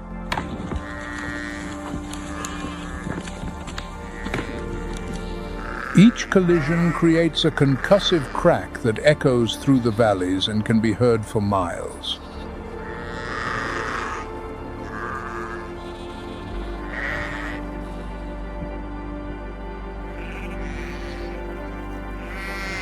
Their skulls have evolved with a double-layered structure and an internal system of struts that act as a natural shock absorber.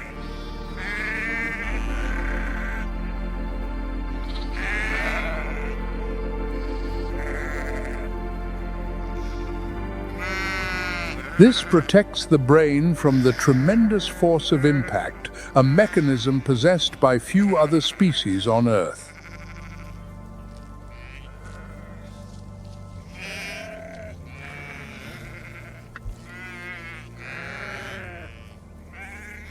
The confrontations last until one individual is exhausted and forced to retreat, ceding dominance to the stronger ram.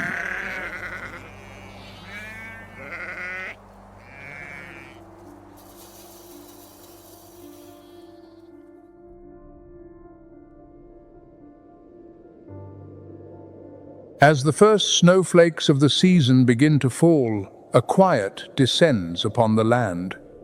The migrants have departed.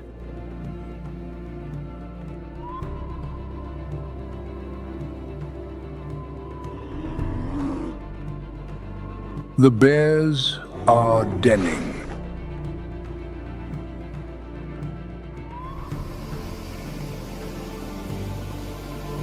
The great wheel of the seasons has completed another turn.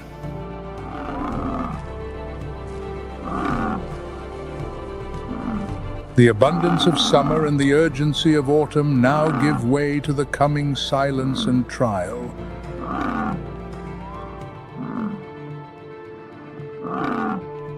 For the creatures that remain, a new struggle is about to begin.